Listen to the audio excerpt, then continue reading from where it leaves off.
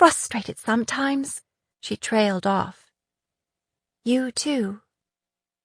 "Oh, well, thank you," Liz said. I appreciate your support.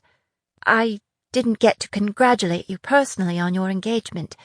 You and Finn are so beautiful, so beautifully well matched." "Do you really think so?"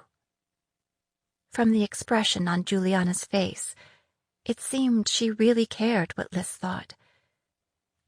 "The Queen has given her blessing, and Mama couldn't be more pleased. I didn't expect, well..." She hesitated, then rushed ahead. "Listen, I know this is probably the wrong time to ask it, but I've scarcely seen you since you returned to court. I know how busy you are, but it would mean so much to me if you would stand up with Finn and me at our wedding." Liz opened her mouth, and for once nothing came out. She'd been blindsided once again. How could she be so good at dodging arrows on the battlefield and such an easy target at court? When Liz said nothing, Juliana rushed on. "Finn and I talked about it, and he thinks it's a perfect idea. We both admire you so much, and we can't think of anyone else we'd rather share our day with." "Well, this is such a surprise. I don't know if You don't have to give me an answer now," Juliana said. "I know you have other things on your mind tonight. We don't even have a date yet, but we're thinking sooner rather than later. If you say yes, we will try to work around your schedule." Her cousin squeezed her arm. "You're the closest thing I have to a sister, so I hope you'll at least consider it." "Great," Liz said. I'll sure look forward to that." Like having a tooth pulled. Why didn't I see this coming, she thought. I'm Juliana's only female relative who's under 40 years old. Of course she'd ask me to be in the wedding. Not to mention that it was a smart political move, the kind Juliana was so good at. When she looked up, Juliana was watching her with this expectant look, so she said, "Where is Finn, by the way? I thought he was coming too." "He's going to meet us there," Juliana said. "He couldn't get away any earlier. Now I'd better go see which carriage we're supposed to take." Liz, her mind in a tumble, watched her cousin as she walked away toward the waiting carriages. "Your Highness?" Liz turned to find Cam right behind her. He was now dressed in his blues, not a speck of powdered sugar anywhere. "Your Highness, I'm to escort you to the middle carriage," he said. "We'd better get underway if you're to make your time. I've loaded up your instrument case, and Princess Juliana is already on board."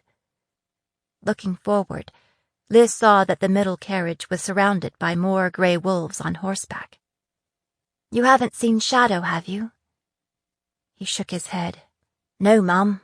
Captain Burns said he was supposed to ride with us, but I aren't seen him yet. Maybe he decided to meet us there." Her mind in a stew of worry, Liz allowed herself to be led to the designated carriage. Cam gave her a hand up, then climbed in after her.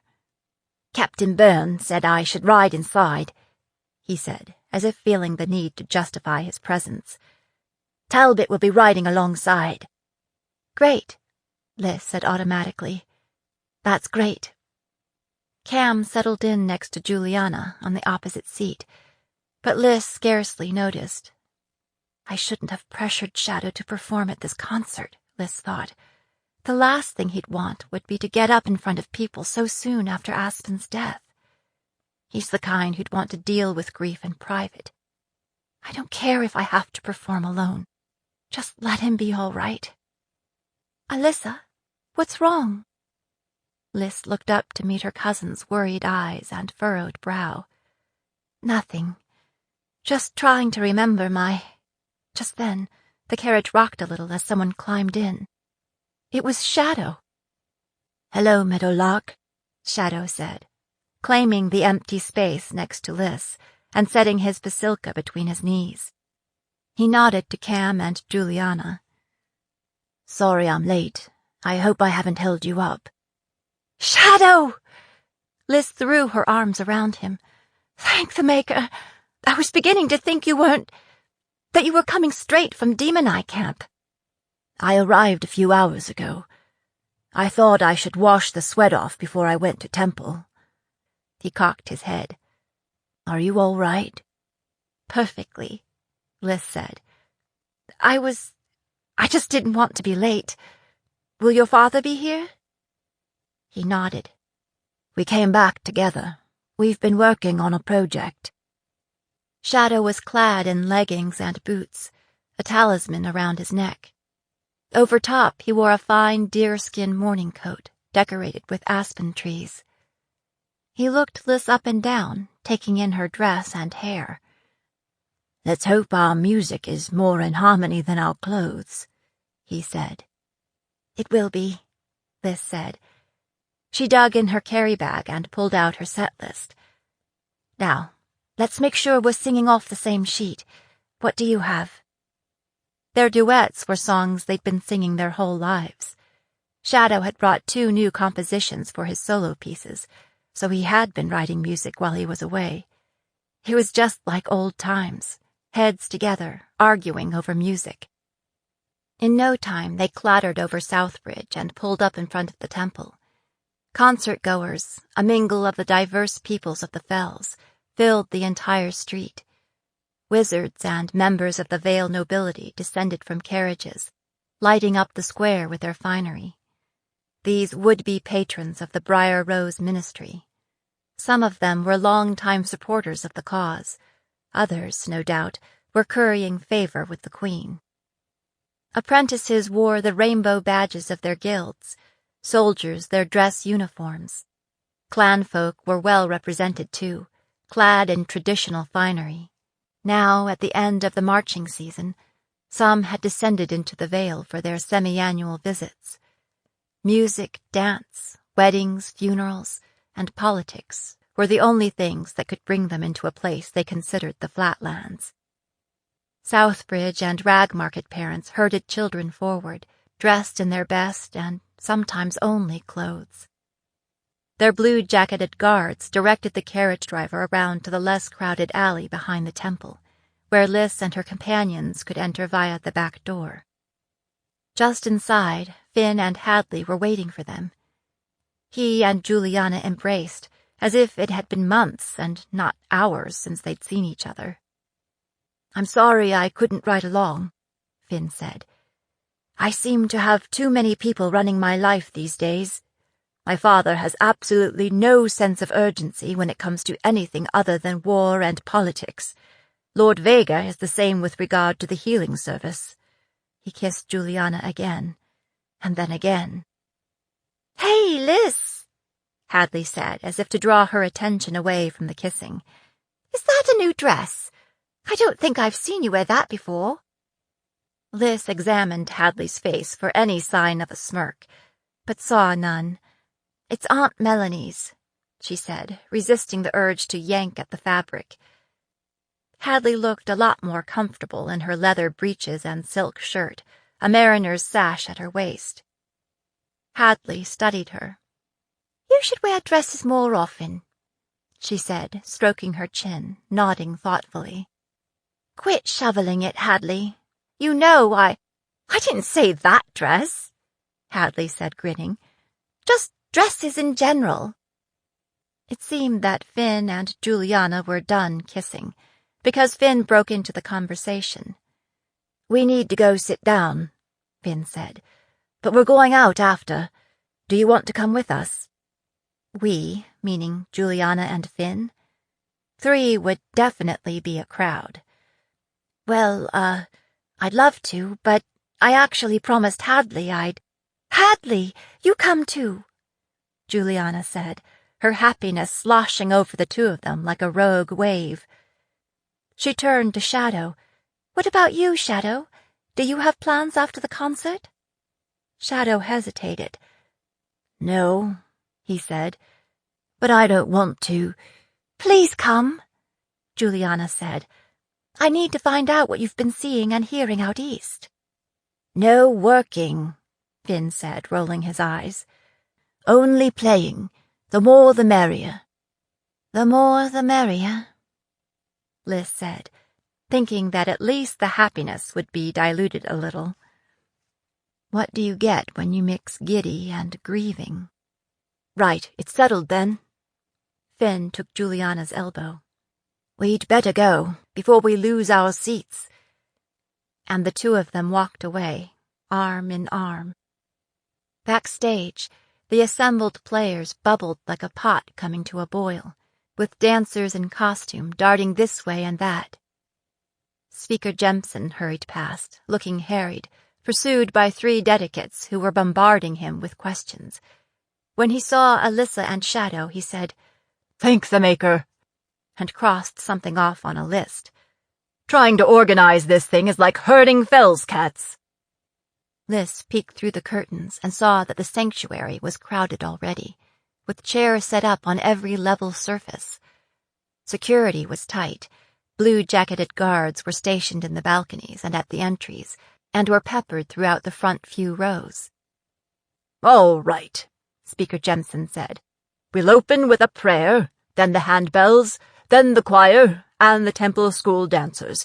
After the intermission, we'll bring you on, for Hanalea will have the full choir and the handbells back. Sound good?" Not waiting for an answer, he sprinted stage right to where a young acolyte was struggling with one of the larger sets. Liz pulled out her notes and went over the new lyrics. She'd be on her own for those.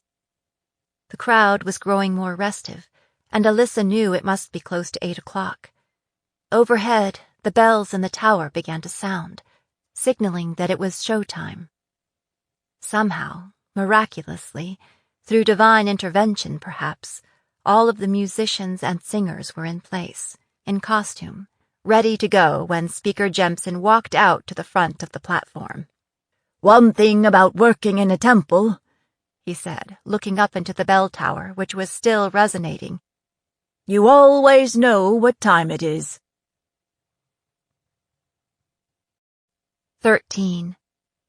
Stage Debut. The first half of the concert passed in a sensory blur. Young voices echoing in the nave, the scent of candle wax, hundreds of upturned faces in the audience. Liz stayed backstage, her apprehension warring with the pure, sweet magic of the music. At intermission, Aunt Melanie came backstage to help Liz with her hair.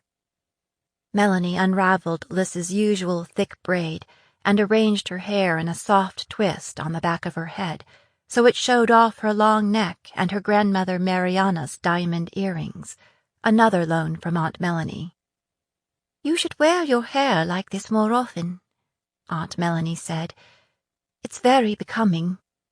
"Maybe," Liz said, studying herself in the mirror. A stranger looked back at her, one with color on her eyes and lips, and a dress that exposed her shoulders. On a chain around her neck, Liz wore the Rowan talisman she'd inherited from her father, which was meant to protect her from magical attacks, the one that had saved her life at Queen Court. She'd planned to wear it alongside the locket her father had given her on her 8th name day. "You can put images of your sweethearts in there," he'd said, "stacked one on top of the other." I'm not my mother, Liz thought. One will do. In the dark days after Hannah's death, Adrian had gone to clan artists and commissioned tiny portraits of each person in their family, himself, Hannah, Alyssa, their father, and their mother. With help from Shadow's father, Fire Dancer, Adrian had mounted them into the locket. The images were cunning flashcraft. When she touched it, the portraits would shift, displaying first one person and then another. He'd demonstrated the trick of it, fastened it around her neck, and said, "See? We'll be with you every day. You'll never be alone." Not anymore. The locket had gone missing 2 weeks ago. This latest loss had hit Liz hard. "They're still in your heart," she told herself, but she missed having something physical that she could hold on to. The last gift her brother had given her. She'd not told her mother. She'd not told anyone. Surely she'd find it before long, trapped between the bed frame and her mattress, or along one of the paths in the glass garden on the roof of the palace, or at the bottom of a trunk of clothing. Never mind that she'd already looked in all of those places. She couldn't admit to losing one more precious bit of memory. "You seem preoccupied, Alyssa," Aunt Melanie said as she applied the finishing touches. "Is everything all right?" Liz realized she'd barely spoken a word while her aunt fussed over her. "Oh, I'm sorry," Liz said. "This time of year always stirs up a lot of memories." "For all of us, sweetheart," Aunt Melanie said, resting her hands on Liz's shoulders. "In times like these, it's difficult not to think of what might have been." She smiled at her. "You look lovely, so grown up. Your mother is so proud of you." "Is she?" Liz blurted. Melanie cocked her head, frowning. "Of course she is. Raisa will be right in the front row tonight. Why would you doubt it? It's just, it always seems like my mother and me, we're pulling in different directions. She's never here, and if she's here, I'm gone. And when we are together, I feel like she's watching me, waiting for me to do the wrong thing." "Oh, I don't think that's true," Melanie said, licking her finger and smoothing down a wayward strand of Liz's hair. "It's just that she's worried about you. She's had so many losses already. She's always correcting me, pointing out how I could have done better. It's like she's constantly comparing me to Hannah." Melanie hesitated, as if choosing her words carefully. "Well, if she is, she shouldn't be. Hannah was remarkably gifted, and Raisa spent years grooming her to be queen. She shouldn't expect so much of you. I think she's just conscious of a shortened timeline." "It's not like I want her to go easy on me," Liz said. "I want to be a good queen. Of course you do. You and Juliana are so close. It's like you share everything," Liz said. "Not everything," Aunt Melanie said. "She's really her father's daughter. Sometimes She stopped and bit her lip. Liz groaned inwardly. Lord Barrett had died young, too, of a fever, just a year after her own father. Their loss was even fresher. "I'm sorry, Aunt Melanie," Liz said. "I didn't mean to unload on you." "There's nothing to be sorry about, dear," Melanie said lightly. "I'm not as fragile as you think. Just be fair to your mother, Alyssa. I have a lot more time to spend with Juliana, and there's less pressure on the two of us, so it stands to reason that we would get along." She kissed Liz on the forehead. "Now, I'd better go back out front before they start up again. And don't worry, tonight is your night to shine. I can't wait to see you up on stage." Returning to the backstage area, Liz checked the tuning on her Pasilka one more time. Speaker Jemison walked to center stage, and Liz's heart beat faster. Shadow joined her in the wings. Despite his initial reluctance, he didn't seem worried at all. This has to go well, Liz thought. Shadow has to find his music again. Maybe I have to find mine too.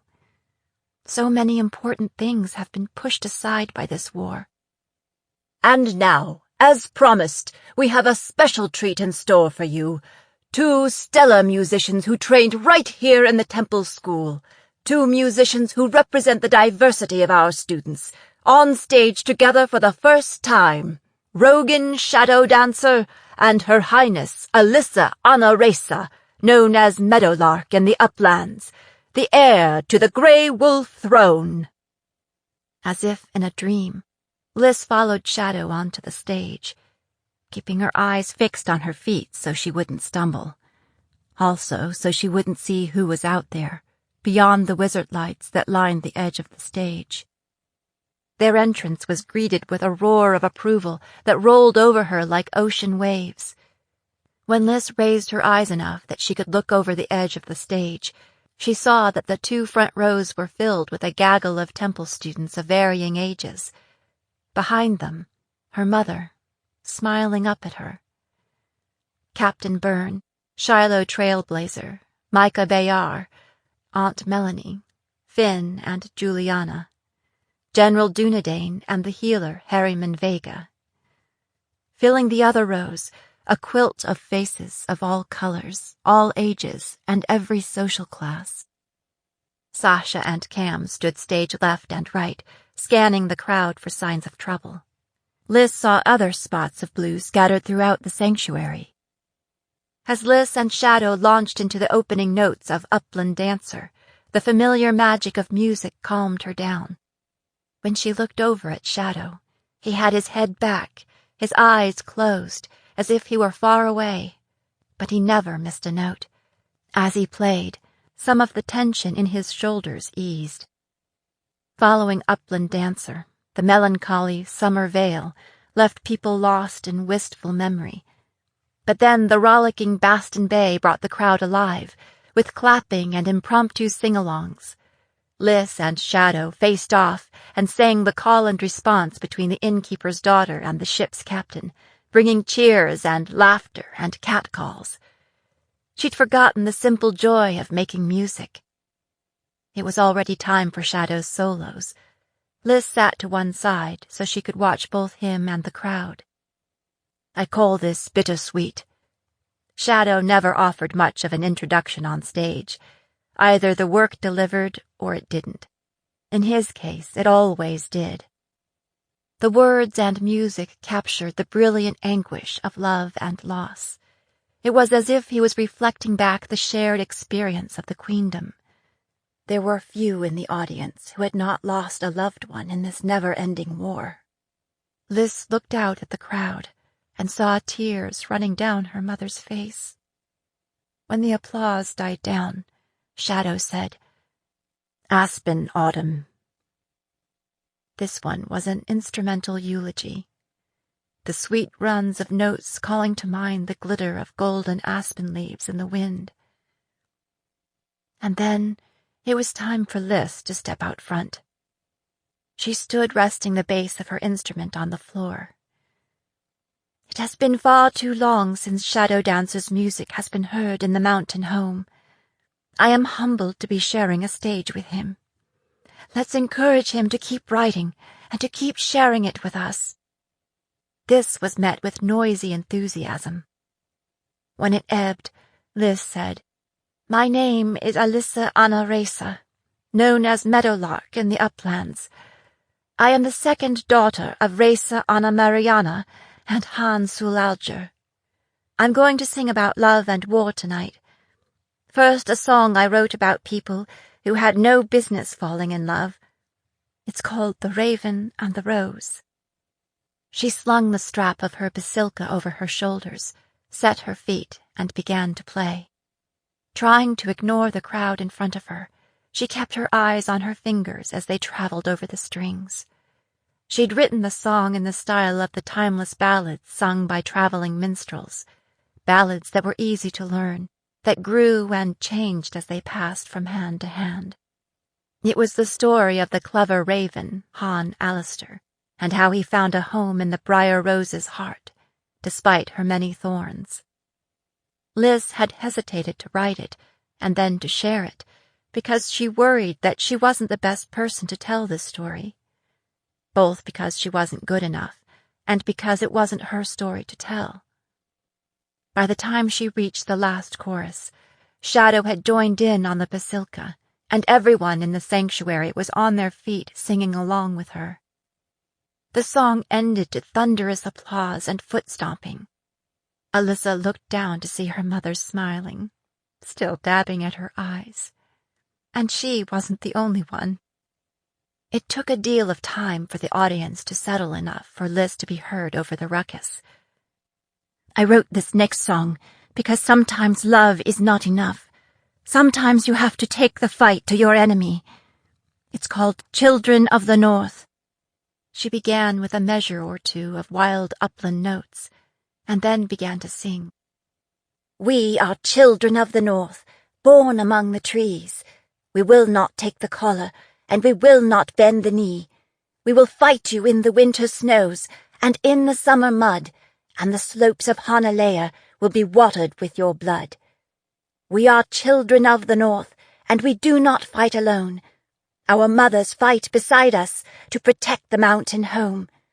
From mountain camp to upland vale, you'll hear our battle cry. You think you've come prepared to fight. Instead, prepare to die. Now Liz advanced to the front of the stage, looked her mother straight in the eye, and sang, each word a blow against their common enemy. We will find you in the flatlands, where there is no place to hide. We'll drown you in the marshes, where the water walkers bide. We'll force you from your strongholds, and we'll drive you to the sea. We'll burn your golden cities, and we'll set your captives free. Liz tossed her head, feeling tendrils of hair coming loose. Kicking off her shoes, she stomped up and down, making eye contact with one person after another, trying to ignore the fabric ripping round her knees. Speaking up wasn't hard when the music freed her. Truth be told, it was a bloody and warlike song to be singing in a temple. But it didn't seem to matter. The entire sanctuary was rocking with the stomping of feet. The students in the front row stared up at her with rapt faces. It didn't feel like a solo when the entire crowd was with her.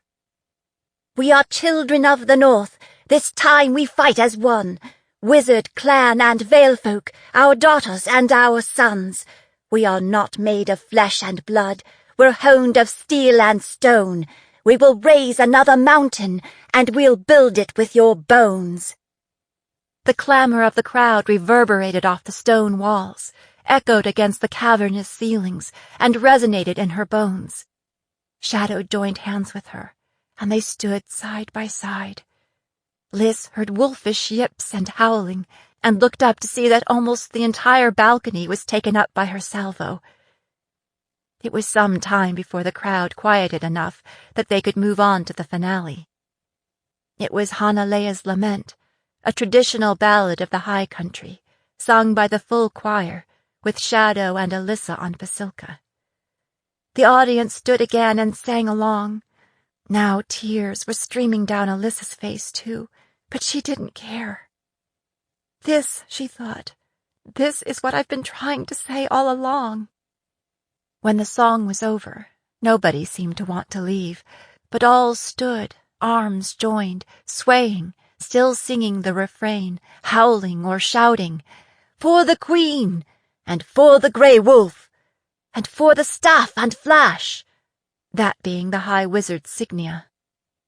After the concert, audience members crowded forward, most of them friends and family members of the performers. Liz ducked backstage to the small room where she'd left her change of clothes. She returned her basilka to its case, kicked off her mincy shoes, and shed her dress, sucking in her first unimpaired breath since before leaving the castle close. Gratefully, she pulled on her leather breeches, soft spun shirt, and morning coat, finishing with a pair of well-broken-in boots. Draping Aunt Melanie's dress over one arm, she picked up her instrument with the other. "Your Highness?" It was Sasha, just outside the door. "Do you need any help?" "Coming." When Liz emerged, Sasha said, "Well, you look more like yourself. Are you still planning to go out with Finn and the others?" Liz nodded. "I know you didn't plan on that originally, so I talked it over with Captain Byrne, and he's leaving you 5 more wolves as escorts. That'll be 6 of us, plus a wizard, 2 upland warriors, and a fierce Highlander captain. Think that's enough?" "That's enough," Liz said. "We'd better go before they leave without us." When Liz and Sasha descended from the stage, the crowd in the sanctuary had thinned considerably. Shadow stood by the first row of seats with his father, Fire Dancer, and Queen Raisa, Aunt Melanie, and Trailblazer. "Dancer!" Liz embraced him. "Thanks for coming." Dancer smiled at her. His face was lined with care, and his blue eyes had faded a little. But his smile was as brilliant as before.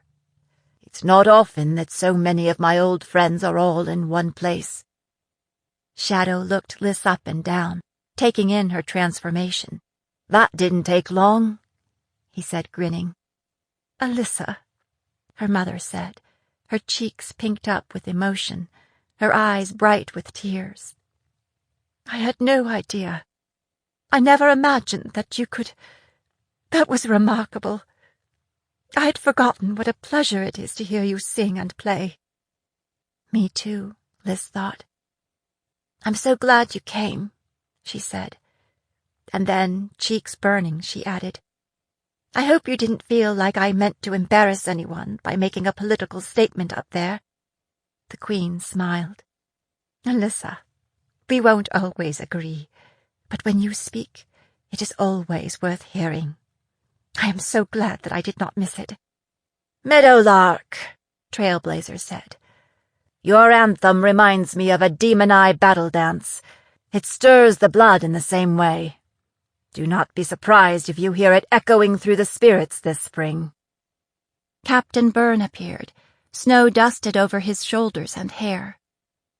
"Well done, both of you," he said, smiling at Lys and Shadow. He turned to the Queen. "Your carriage is outside, Your Majesty." "Would you like to ride back with me and Aunt Melanie, Alyssa?" her mother asked. "Well, actually, I'm going out with some friends," Lys said. "We're celebrating Juliana's engagement." Suddenly aware that Aunt Melanie's dress was bundled under one arm, she added, "Thank you for the dress, Aunt Melanie." "Here, I'll take it," Aunt Melanie said, reaching for it.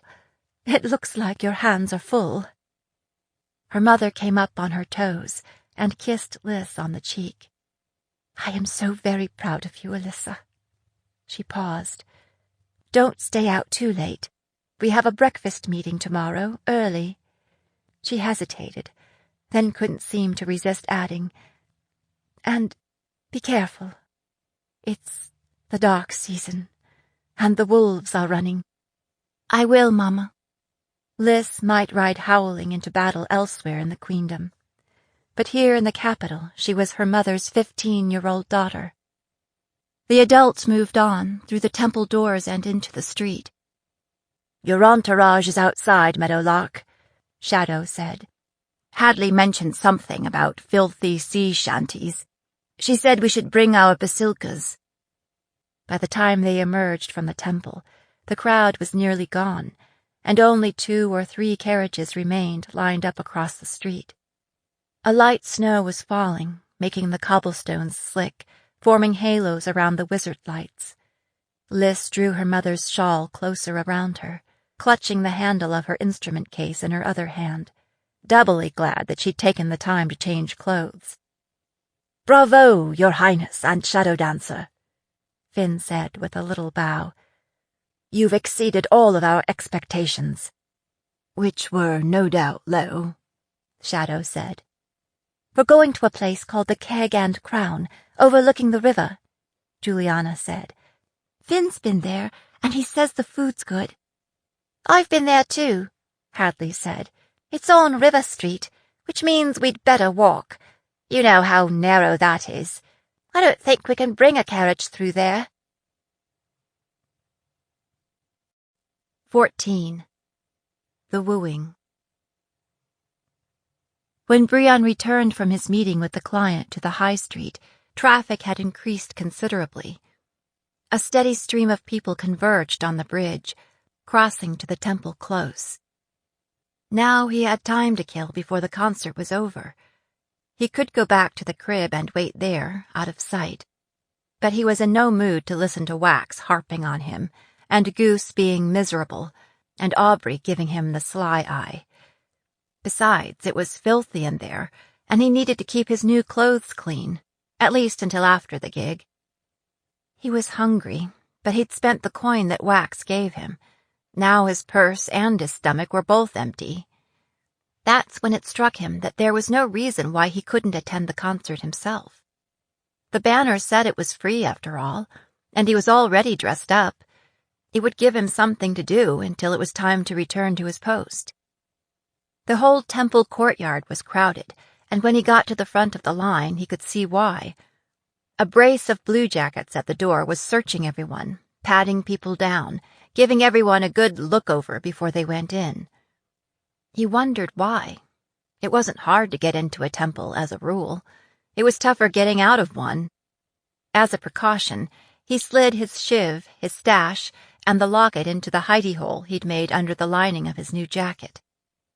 It took some fast talking to get into the sanctuary with his jafasa.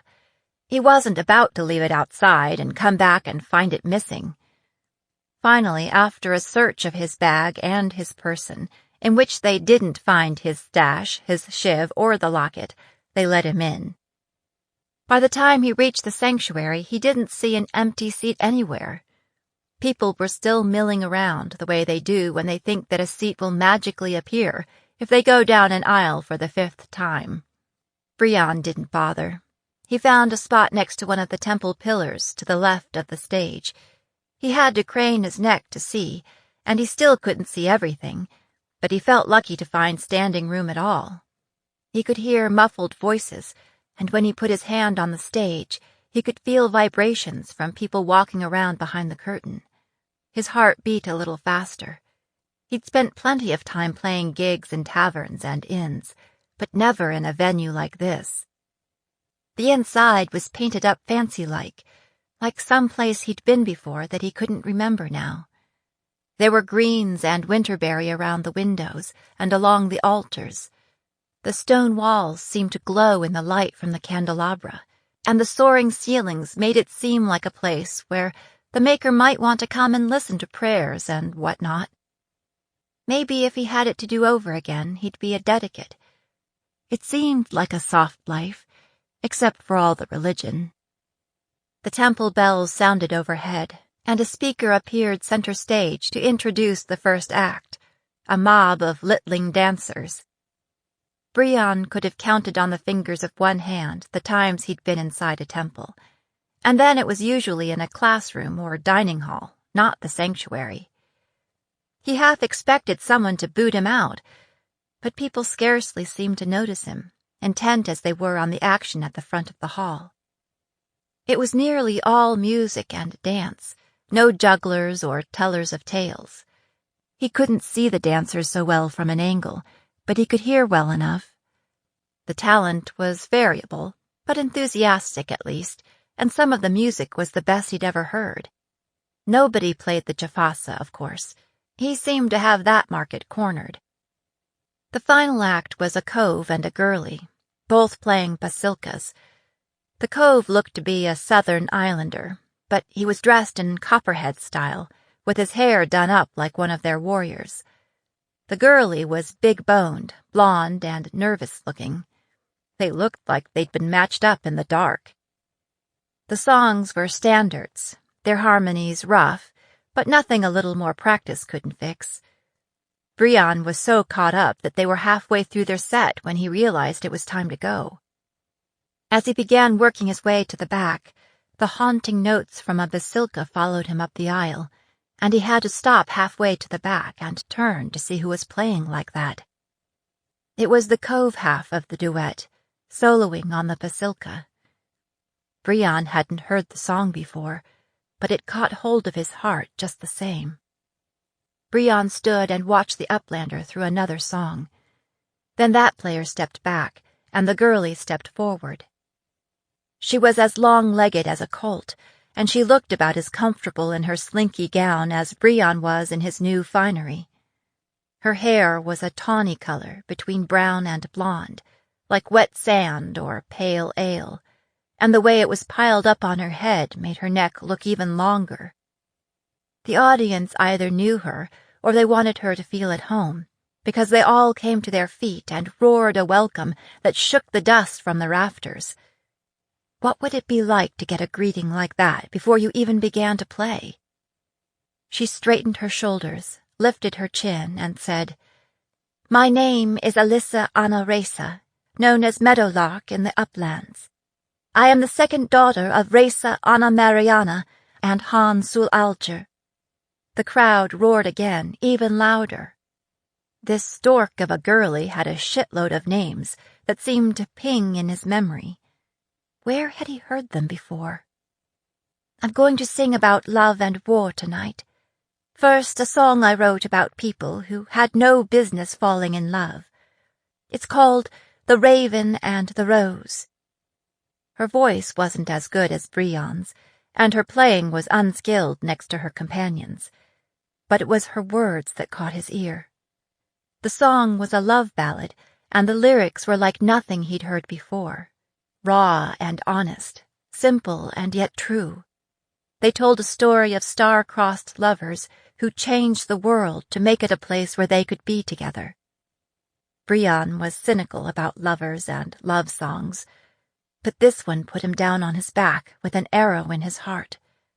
When it was done, the temple exploded in applause.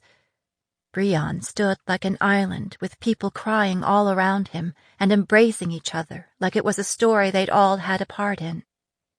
The girl, Alyssa, Anna, whatever, stood on the stage, gripping her basilka, spots of color on her cheeks, until the frenzy died down a little. Then she said in a low, growly voice, I wrote this next song because sometimes love is not enough. Sometimes you have to take the fight to your enemy.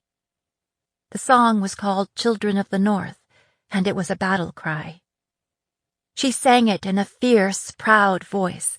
The melody was catchy, and the chorus easy to remember, and soon Brion was singing along with the rest of the audience, like it was his story too, like he belonged here. But he knew he didn't. Brion knew there was a war going on. There was always a war going on, but it was a war between blue bloods. His goal was to keep from getting ganged onto a ship or pressed into the army. Now, hearing this song, he was having trouble remembering why it had been so important to survive. When the song was finished, the room erupted with cheers and applause. Brion felt like a faker, given the sort of life he led. For years, his world hadn't extended farther than a nasty tangle of waterfront streets. It had been forever since he'd looked beyond his next gig, his next meal, or his next hit of leaf. He was always pretending to be someone he wasn't, whatever it took to please the client. He claimed he wasn't a fancy, but he was just putting on airs. A fancy made a more honest living than he did. Brion lowered his head and bulled his way to the back of the temple. He slunk past the bluejackets at the door and out into the cold night. Behind him, he heard the singing begin again, this time a faintly familiar upland ballad. He felt low and wretched, and he knew what would make him feel better. He left the temple close and crossed the river to the rag market side. Instead of going directly to his assigned position, he turned right, following the river until he could cut down a street farther on. Huddling in the doorway of a closed shop, he dug out the precious sack of leaf and shook a little into his pipe.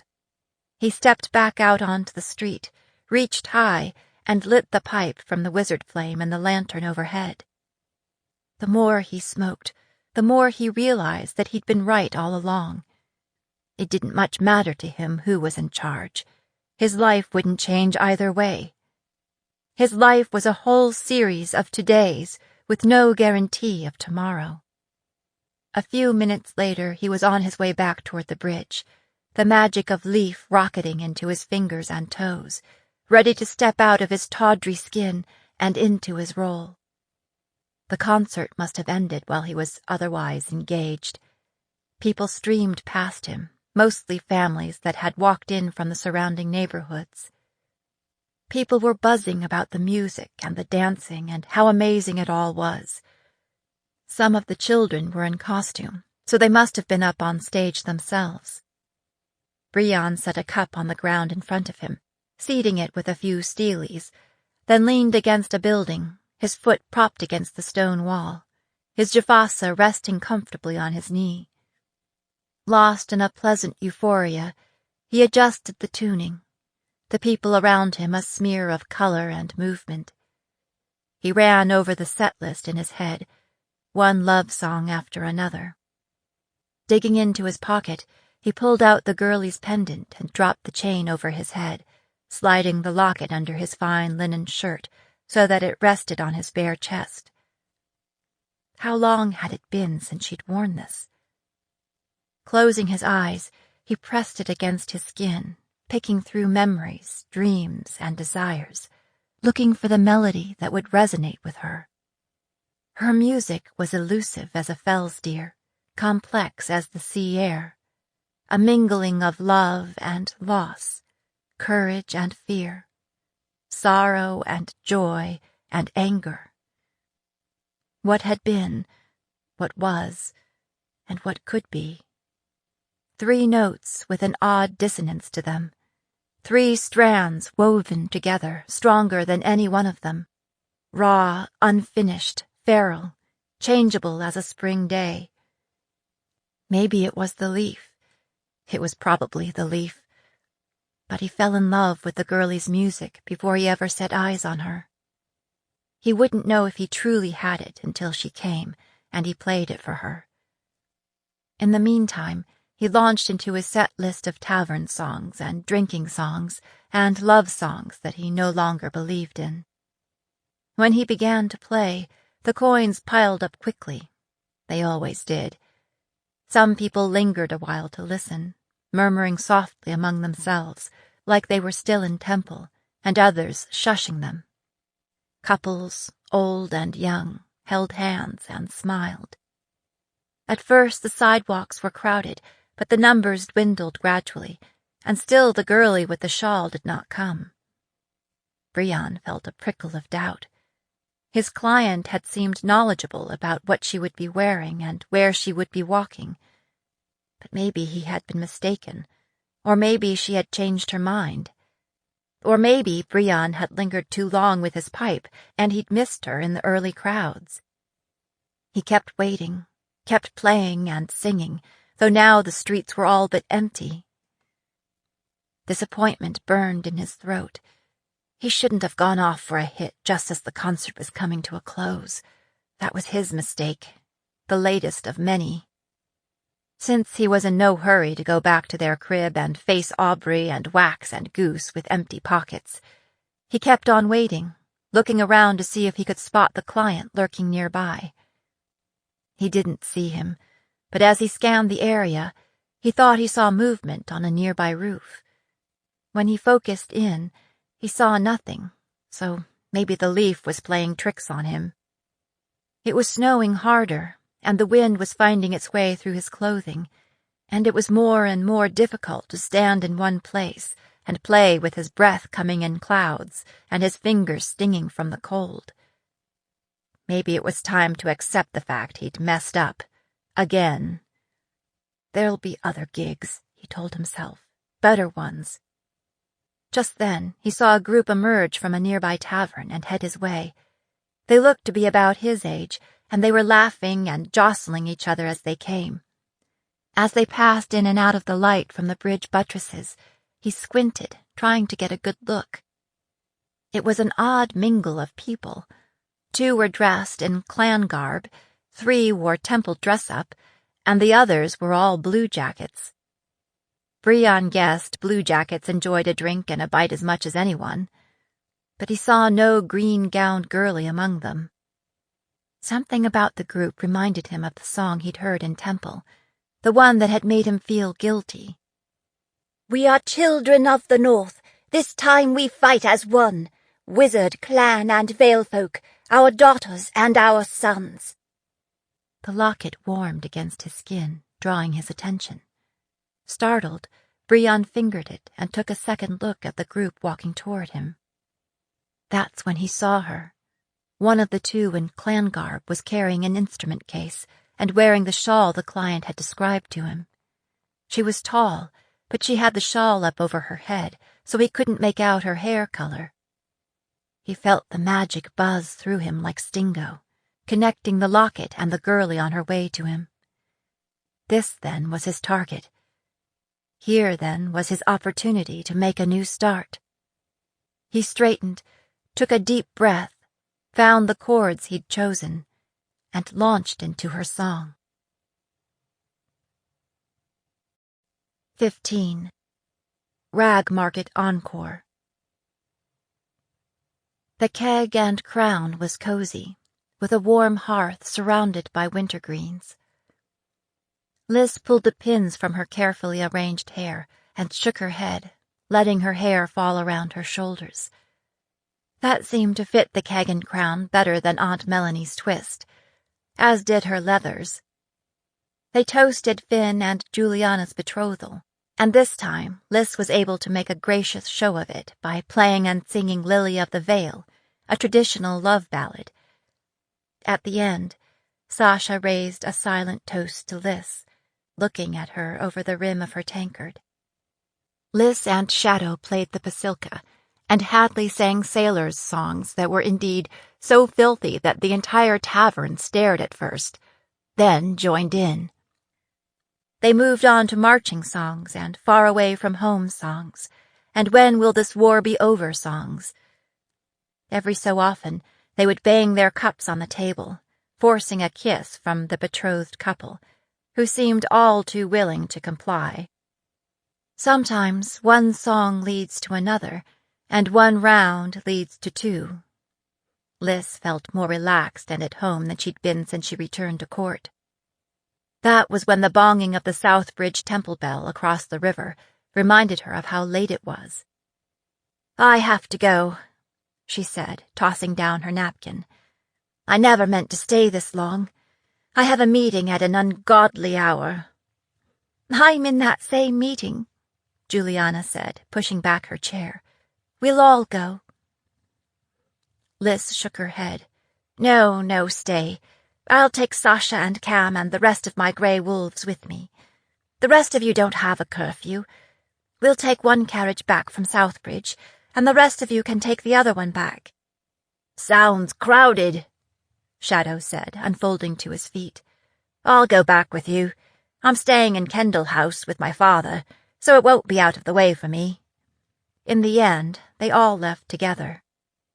Outside, it was snowing harder.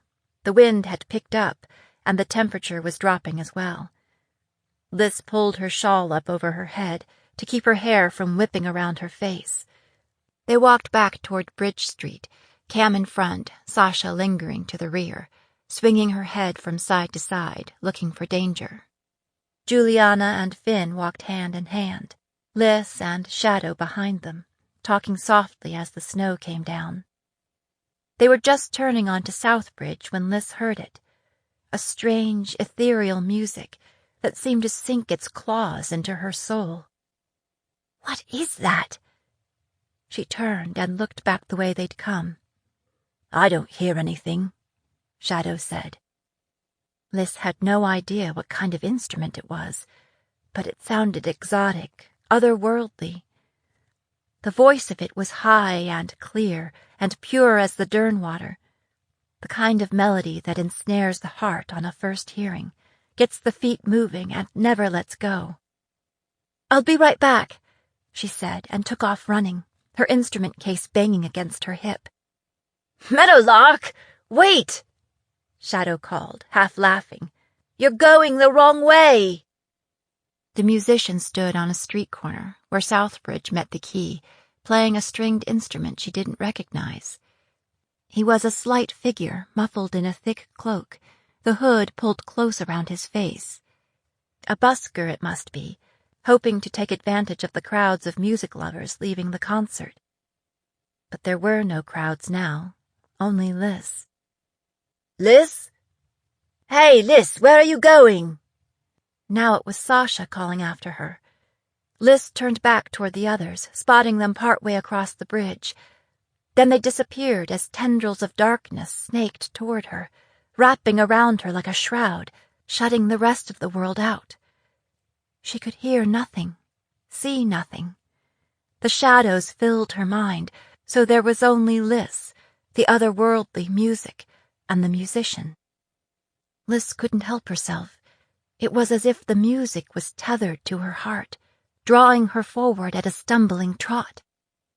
The busker lifted his head to look at her, and she could see his eyes glittering within the cowl of the cloak, his breath pluming out in the cold. He flinched back, as if surprised, as if she was not at all what he expected.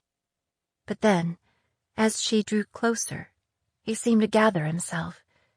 He skipped backward along the riverbank, never missing a note, moving as lightly as a fell steer. Though he was moving backward, and she forward, it was all she could do to keep up. "Sir," she said, digging in her purse for a handful of coins, "what's that you're playing? I've never heard anything like it." He kept retreating, and she followed, her surroundings a soft smudge of shadow, so that she wasn't entirely sure where she was. It seemed unimportant next to her desire to follow the music to its source. He was teasing her with his music, like the piper in stories. It was as intoxicating as blue ruin. It tugged at her, drawing her on. It was full of promises that she wanted him to keep, promises meant only for her. "He knows me. He understands. If I keep listening, I'll understand too." As they moved down the riverbank, the wind blowing down the river caught his hood, and it fell back, displaying a face like that of one of the young gods in the temples. The skin, marble pale, stretched over bone. His hair was the color of upland honey, a deep, rich brown, threaded with streaks of red and gold. He smiled, his eyes alive with mischief, as he beckoned her on. He reminded Liz of one of the fairy folk in stories, that lured the unwary into trysts in the high glens, encounters that left a person forever dissatisfied with human lovers. The busker's head came up, as if he'd heard something. As he looked past her, toward the river, the music dwindled, nearly stopped. The shadows thinned, and Liz could hear a commotion behind her, the sounds of fighting, shouts of alarm, the twang of bows, and the clamor of weapons. Liz turned and took a step back toward Bridge Street. But the music started up again, faster than before, frenetic, taking hold of her again, sweeping her away. Up ahead, she saw the busker round a corner and disappear, and she hurried after, trying not to slip on the icy cobblestones. Turning the corner, she saw him again, standing on a stone bench in a little riverside park, treed like a fox. He stood, his hands still moving over the strings, making that magical music.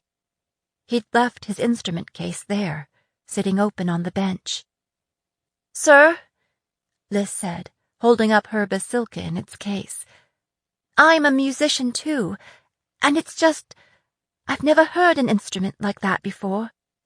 "It's called a defossa," he said. She was just a few feet away when he slung his instrument behind him. He bent, scooped something from his instrument case, and extended it toward her. As soon as the music stopped, her mind cleared of shadow, and she realized that he might be retrieving a weapon.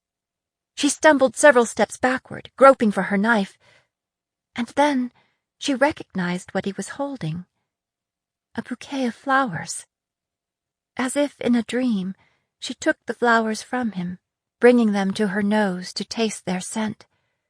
She recognized red foxflowers, white lilies, and blue trueheart, though there were others she couldn't identify.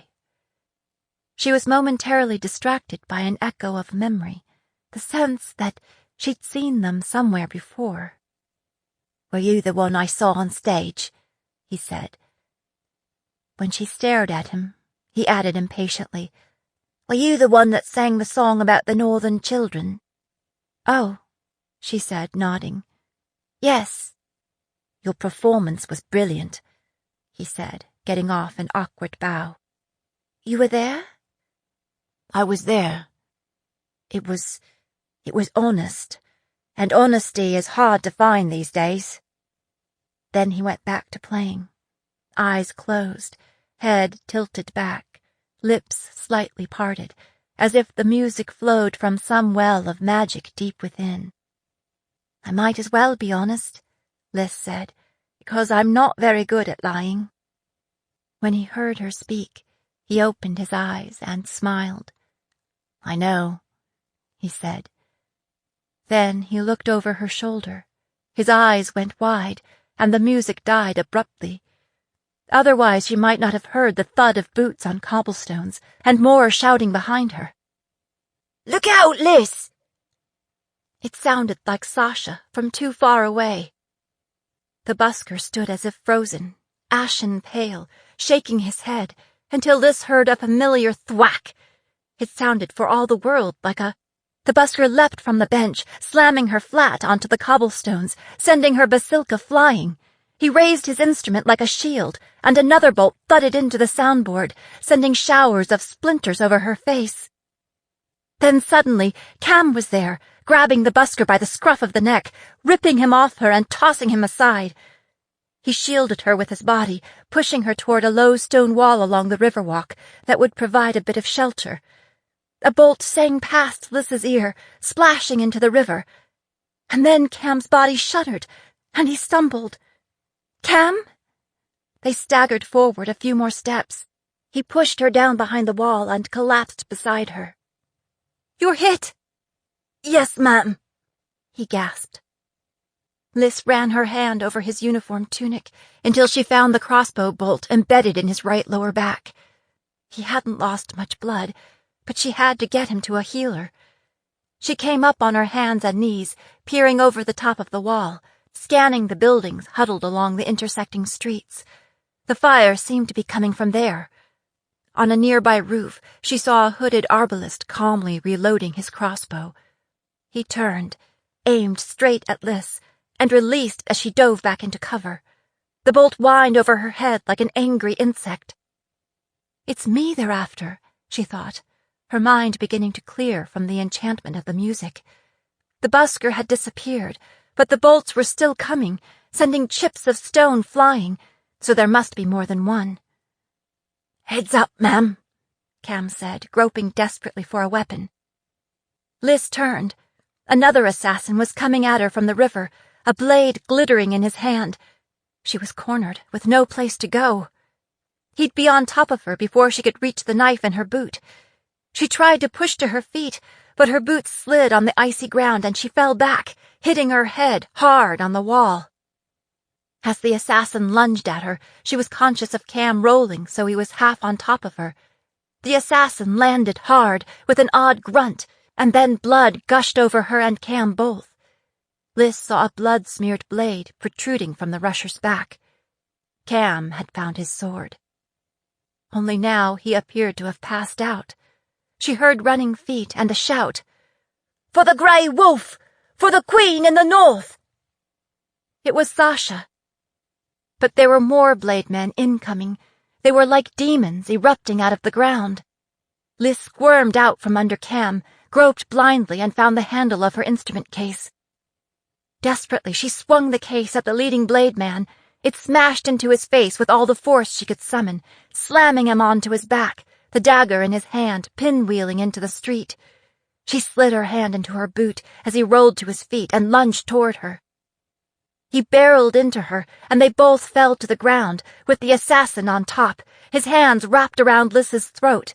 His body flinched as multiple bolts struck him, but he kept hold. His fingers didn't loosen until Liz's shiv transfixed his throat and blood spilled over her leathers. "I'm glad I changed out of Aunt Melanie's dress," she thought woozily. Liz pushed the dead weight of his body off her as more bolts clattered against the courtyard stone. She swung her basilka up, sheltering under it like an umbrella, feeling it shiver as missile after missile struck it, some boring through the soundboard and pricking out the back. She heard running footsteps, and the street lit up as Hadley raked the rooftops with bolts of wizard flame, clearing them of snow and archers. The bolts quit coming, for the time being anyway, and then Shadow was beside her, shielding her with his body until she was engulfed in a sea of blue uniforms. Finn flamed the riverside, clearing off any remaining assassins. Sasha was still clearing the street. "Are you able to walk, Meadowlark?" Shadow said, one arm wrapped around her, his face bleak with worry. "Me? I'm fine. We need to—" "You're covered in blood," he said gently. "It's not mine." she said, twisting so she could look around. Where's Juliana? I sent her on to the temple, Sasha said, suddenly at her side. Let's go. Bring Staunton, Liz said, planting her feet and pointing to where he lay, still and silent, next to the wall. Shadow knelt next to Cam, pressing his fingers against his pulse points. Meadowlark, he said. I don't know if he... Bring him, Liz growled. I'm not going anywhere without him. Shadow scooped him up, and they swarmed toward the bridge, Hadley and Finn providing cover, Liz in the center of what remained of her guard. They had to pick their way around bodies at the rag market end of the bridge. Ambush, Sasha said, stepping over a black-clad body. They blocked the bridge after we started across. We had to fight our way through. That's why it took us so long to get to you. They crossed the bridge into the temple courtyard, where 2 carriages still waited. That's all Liz saw before Shadow shouldered his way into the temple. Sasha followed, pushing Liz ahead of her. Juliana was waiting inside with a young dedicate. Sweet lady in chains, her cousin whispered, taking in their bloodied appearance. Is there a healer on the premises? Shadow gasped. This one's hurt bad. They tried to murder the Princess Heir. Of course, the dedicate said, signaling to a young girl who sat next to the hearth, reading a book. The girl took off running. The dedicate shook back her hood, revealing clan-style beaded and braided hair. Reaching behind her desk, she pulled out a longbow and a quiver of arrows. That's what I like to see, Shadow said. A faith with teeth. Carry the boy into the sanctuary, the dedicate said. I'll go upstairs and cover the door, in case anyone tries to get in. She ran lightly up the stairs. As Liz turned to follow Shadow, she all but ran into Juliana. Her cousin's eyes were red from crying. Her lashes clumped together with tears. She stared at Liz's blood-soaked clothing, looking as if she might faint dead away. Alyssa, she whispered, her voice breaking. What have they done to you? They've pissed me off is what they've done, Liz said, brushing past her. Shadow deposited Cam face down on a wide stone bench. Liz knelt next to him, slicing his uniform tunic away from the wound. The bolt was all but buried, with only a small bit protruding from his flesh. His skin was icy cold around the wound, and seemed to be getting colder. His pulse was faint and flickering. Where's the rest of the wolves? Liz asked, looking around. Was anyone else hurt? There's one more dead, Shadow said. Who? Carew. The rest are hunting down the arbalists. Hadley and Finn are still out, and we've called in reinforcements from the Southbridge garrison house. I'm going back out, too. The spark that had been kindled in his eyes during the concert seemed to have been extinguished, leaving them as flat and dead as they had been since he lost Aspen. This is my fault, Liz thought. Guilt rose inside her like a full moon tide. It's solstice, and Mama said the wolves were running. I should have stayed at home. And now, Shadow. I don't want anyone else hurt, Liz said, catching his hand. Can we call them back until we know what's what? Shadow gently pulled free. If we don't catch them now, they may disappear for good. This is the golden hour, before they have time to go to ground. His eyes met hers, held. Don't worry. I'll be careful. And then he was gone. The young girl returned with Ty Griffin at her heels. He was carrying a remedy bag. Ty, Liz said, relieved. Ty was Hadley's older brother and a gifted healer. When Lord Vega wouldn't allow Adrian to work in the healing halls, Ty had taken him on as a kind of unofficial assistant. Adrian always said that Ty was the most skilled healer in Lord Vega's service, including Lord Vega. Ty spent little time in the capital these days. Liz hadn't seen him in more than a year. He traveled all over the queendom, wherever the fighting was fiercest. Ty looked Liz up and down, taking in her blood-smeared clothing. "Where are you?" "It's somebody else's," Liz said. She pointed to Cam. "He's the patient. He took a crossbow bolt in the back." Ty glanced at Cam, then back at her. "You're sure you're not wounded? Even a scratch?" Liz's head was throbbing, and she could feel a major lump where it had hit the wall, but it could wait. "I'm all right. See to him first." As Ty examined Cam, Liz stroked the blood-matted hair away from Cam's forehead. He didn't respond at all. "This is someone you know?" Ty asked. "He's in my personal guard. He's been with me on the battlefields all summer without a scratch, and then he comes home and this happens." "What's his name?" "Cam Staunton." "Could we get some blankets over here?" Ty called to the young acolyte. She brought over an armload, and Liz put one under Cam's head and one over his hips and legs. "How long has it been since he was wounded?" Ty asked. "It's probably coming up on an hour since he was hit," Liz said. Ty's lips tightened. "Have you had a look at the bolts they used?" "There are probably some out there," Liz said. "I could send someone to—" "I don't think it will change the treatment plan," Ty said. He pressed one hand against the skin around the wound, gripped his amulet with the other, and closed his eyes, concentrating. Then he moved his hand to Cam's upper back, then to his forehead, as if he was counting up the damage. He sighed, sitting back on his heels. "I can try to cut the bolt out," he said, "but it would cause considerable trauma and pain, and it's too late to do any good." Liz reared back. "What do you mean it's too late? He hasn't lost that much blood. I've seen soldiers survive that kind of wound 100 times. "It's poison, Liz," Ty said. "Whoever attacked you, they meant to kill." "He saved my life," Liz said. "He's just 13. That's unacceptable." "I'm sorry, Your Highness." No, she would not say goodbye to Cam Staunton. "Can't you suck it out of him with magic?" She'd seen the gifted draw out poison and infection that way. "Or could we treat it like a snake bite? We could open the wound so it bleeds the poison out." "It's been too long. The poison is everywhere now, so I have no hope of drawing it out." "What kind is it?" "I'm not sure exactly, though I can probably figure it out once I get hold of one of the bolts."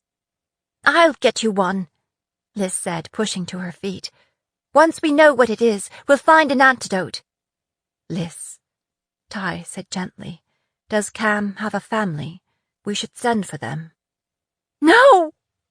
Liz said, backing away, angry tears streaming down her face. "I mean, if you don't know what it is, how do you know there isn't an antidote? You should heal him. You're a healer, right?" It was like Liz was being sucked into a well of memory, to that day almost exactly 4 years ago. Her father lying still and cold in the street, and Lord Vega saying it was poison, and there was nothing he could do. 11-year-old Liz had punched him for it. She wanted to punch somebody now, but she'd grown up enough that she knew Ty wasn't the right person. "Liz," Ty said, in the soothing wizard voice Adrian had always used on her. "Could you hold his hands and talk to him? He shouldn't be alone right now." Liz blotted at her eyes. She wished Sasha were there. She knew him best, or anyone else who would know the right thing to say. "Don't worry," Ty said, as if reading her mind. "Whatever you say will be the right thing." Liz would have to do. She sat down next to Cam, took his ice-cold hands between her own, and began to talk. And she talked, rambling on about everything and nothing, recalling the summer's battles and memories from camp, stories about his mother and pranks the two of them had played on Sasha. She moved on to the concert and the songs they'd sung in the tavern, and retold the story of how they'd driven off the rushers together. She even sang to him a little, like she was singing him to sleep. All at once, Cam's grip tightened, and his eyes flickered open. "Ma'am," he whispered. Liz leaned in close. "What is it, Staunton?" "Are you all right, ma'am?" His eyes searched her face anxiously. "Did they get to you?" "I'm all right," she said. "Thanks to you." Cam smiled and closed his eyes. 16. Post-mortem. Ty finally persuaded Liz to let go of Cam's hands. "We should get you back to the palace where Lord Vega can do a more thorough—" "No," Liz said. "I'm not leaving here until my wolves come back. I need to know that they're safe, and I want to find out what they've learned." "They may be out all night, Your Highness," Ty said. "I'm a soldier, Master Griffin. I'm used to all-nighters. Shall I send word to Lord Vega and have him attend you here?" "No," Liz said. "Not him." She took a deep breath, released it. She needed to stop taking her frustration out on the wrong people. "You can have a look if it will set your mind at ease." "All right." Ty motioned to the acolyte to look after Cam and led Liz into one of the side chapels. It wasn't until Liz sat down on the steps to the altar that she realized how exhausted she was. Her legs were trembling, and her head ached like fury where it had struck the wall, and she was weighed down with a fresh load of grief. She closed her eyes, wanting more than anything to escape into sleep. "Your Highness." She opened her eyes to find Ty studying her with narrowed eyes. "Not to belabor the point, Your Highness, but nothing broke the skin, not even a scrape, a nick. The one that jumped you, did he cut you?" Liz shook her head, which set it to spinning so much that for a moment it was touch and go whether she might spew into Ty's lap. "I do have scrapes and cuts," Liz said when she'd recovered. "As far as I know, they all came from hitting the wall, flying chips of stone and the like. To my knowledge, I was not cut by any blade nor hit by any bolts. I hit my head really hard. I'm dizzy and a little sick. Also, my neck is badly bruised where he, tried to strangle me." The dedicate returned and set down a large bag beside them. "Is there snakebite weed and willow bark?" Ty asked her. She nodded. "They're in there." "Could you bring me hot water, then, and cloths to make a poultice?" With that, Liz submitted to Ty's careful examination and soothing voice and hands. He eased the pain in her throat and neck and head, then healed her skinned knees, plus multiple scrapes and bruises elsewhere. He covered some of the suspicious nicks and cuts with snakebite weed and spoke charms over them. "You should leave them," Liz said, as a reminder of the price of stupidity. She didn't really believe that, though. The familiar anger had rekindled inside her, all but replacing the guilt. Some might say that it was foolish to walk out in a city that had claimed the lives of her father and brother. "That is not acceptable," she thought. "This is my home. Why should we have to look over our shoulders every single day?" And the busker, it seemed all wrong that she would be betrayed by someone who could play such enchanting music. Enchanting. Maybe that's the operative word. "He didn't know," said an annoying voice in her head. "What do you mean he didn't know? How could he not know?" "He didn't know there was going to be an attack. He was as surprised as you were. He pushed you down and shielded you with his instrument. Otherwise you would have been hit. Why would he do that if he was in on the plan? It's not up to me to explain it. I'm still muddle-headed from whatever spell he used on me. You're the only person in the world who can have an argument with yourself and lose." Lys realized that her eyes had drifted shut again. She opened them to find Ty watching her. "You know the drill," he said with a sympathetic smile. "You may feel worse tomorrow. If you discover anything we've overlooked, let me know right away." The acolyte poked her head around the corner. "Your Highness, your cousin is outside. She wonders if she would like to see you if she could." Lys nodded. "All right." Juliana all but tiptoed into the room. She had a little more color in her cheeks than she'd had earlier. She looked at Ty as if for permission. When he nodded, she crossed the room, sat next to Lys, and took her hands. "Are you—" "I'm all right," Lys said. "Finn's being debriefed by Captain Byrne. When he's done, we're going back to the palace. We wondered if you wanted to ride back with us." Lys shook her head. "I'm staying a while longer, until I get more information. If it gets too late, I'll stay in the Southbridge Garrison House." "Is there anything else you need?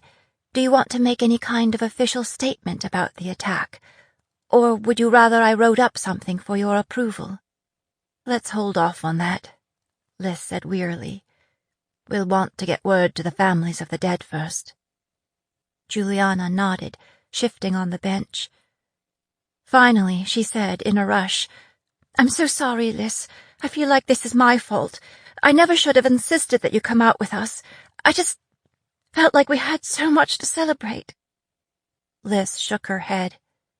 "Look, it's time to stop blaming ourselves every time King Gerard does something despicable. It's time to do something completely different." "Maybe," Juliana said. She fussed with her new ring, then laced her fingers together. "I don't know how you do what you do," she said, swallowing hard. "When the fighting started, I was useless. I just froze, as if that way I might be overlooked." Lys blinked at her, surprised. "Well," she said, "everybody reacts differently in battle. I guess it takes some getting used to." Juliana stood. "I don't think I'll ever get used to it." She smiled faintly. "I expect I'll see you later today." Lys watched her walk away. By the time Juliana left, some of the other gray wolves were trickling back in, among them Sasha. After exchanging a few words with the guards at the door, she came and saluted Lys. "I thought you'd be long gone by now," she said. Lys shook her head. "Sit down, Sasha." She waved her to a spot next to her. Sasha sat and peered anxiously into her face. "Are you sure you're all right?" "Just some bumps and bruises. I felt worse after a workout with you. I didn't want to leave without getting an update." Lys paused. "You heard about Cam and Carew?" Sasha nodded. "When I leave here, I'm going to go talk to Cam's brothers," she said, her voice husky with emotion. "Wait until morning," Lys said, "and I'll go with you. There's no point in waking them up for bad news." "All right," Sasha said, pulling out a handkerchief. She blew her nose. "So, what have you found out?" "Unfortunately, we don't have anyone to question. Not yet. We've got 3 dead ones." "What about the busker? Did you find him?" If he really wasn't in on the plot, maybe he'd be willing to give up those who had hired him. "No, but we'll find him. I've sent word up to Captain Byrne for reinforcements, so we can do a thorough search of Ragmarket and Southbridge. I'll go back out in the meantime." "Was there anything on the dead ones that might give us a lead? Like a promissory note from King Gerard, or a sack of Ardenine silver?" "Their pockets were empty," Sasha said. "They were dressed like your usual street rushers. They used crossbows, and those are more common in the south, but they're also good for them who haven't much skill with a bow. Laurent did death mask sketches of them, and we'll show them all around town and see if anyone recognizes them. But it would do us the most good to catch us a live one." She paused. So what I want to know is, did you get a good look at any of them? Well, probably the musician is the only one, Liz said. The others rushed in, and they were shooting, and— The musician. Had you ever seen him before? She shook her head. I don't think so. Never. I would have remembered. Could you give me a description I can hand off to the wolves? He looked hungry, as if it had been forever since he'd been fed. No. He looked like a wood nymph or a young god. No.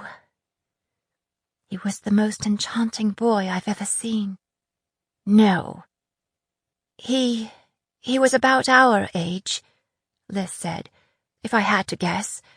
He was thin, and his eyes— Well, you know how the ocean changes color from gray to green when the sunlight hits it? So his eyes were kind of hazel, Sasha said. Liz nodded, though that was a drab kind of description. Kind of. His hair was mingled gold and red and brown, like aspen, oak, and maple leaves in autumn, or flames burning low on the hearth. Her voice trailed off. Sasha was taking notes, and now she looked up inquiringly. So his hair was streaky brown? She was no poet. Right. That's all. And he was well dressed. Fine wool cloak, leather boots, velvet jacket. Sasha took that down too. What was that instrument he was playing? Did you recognize it?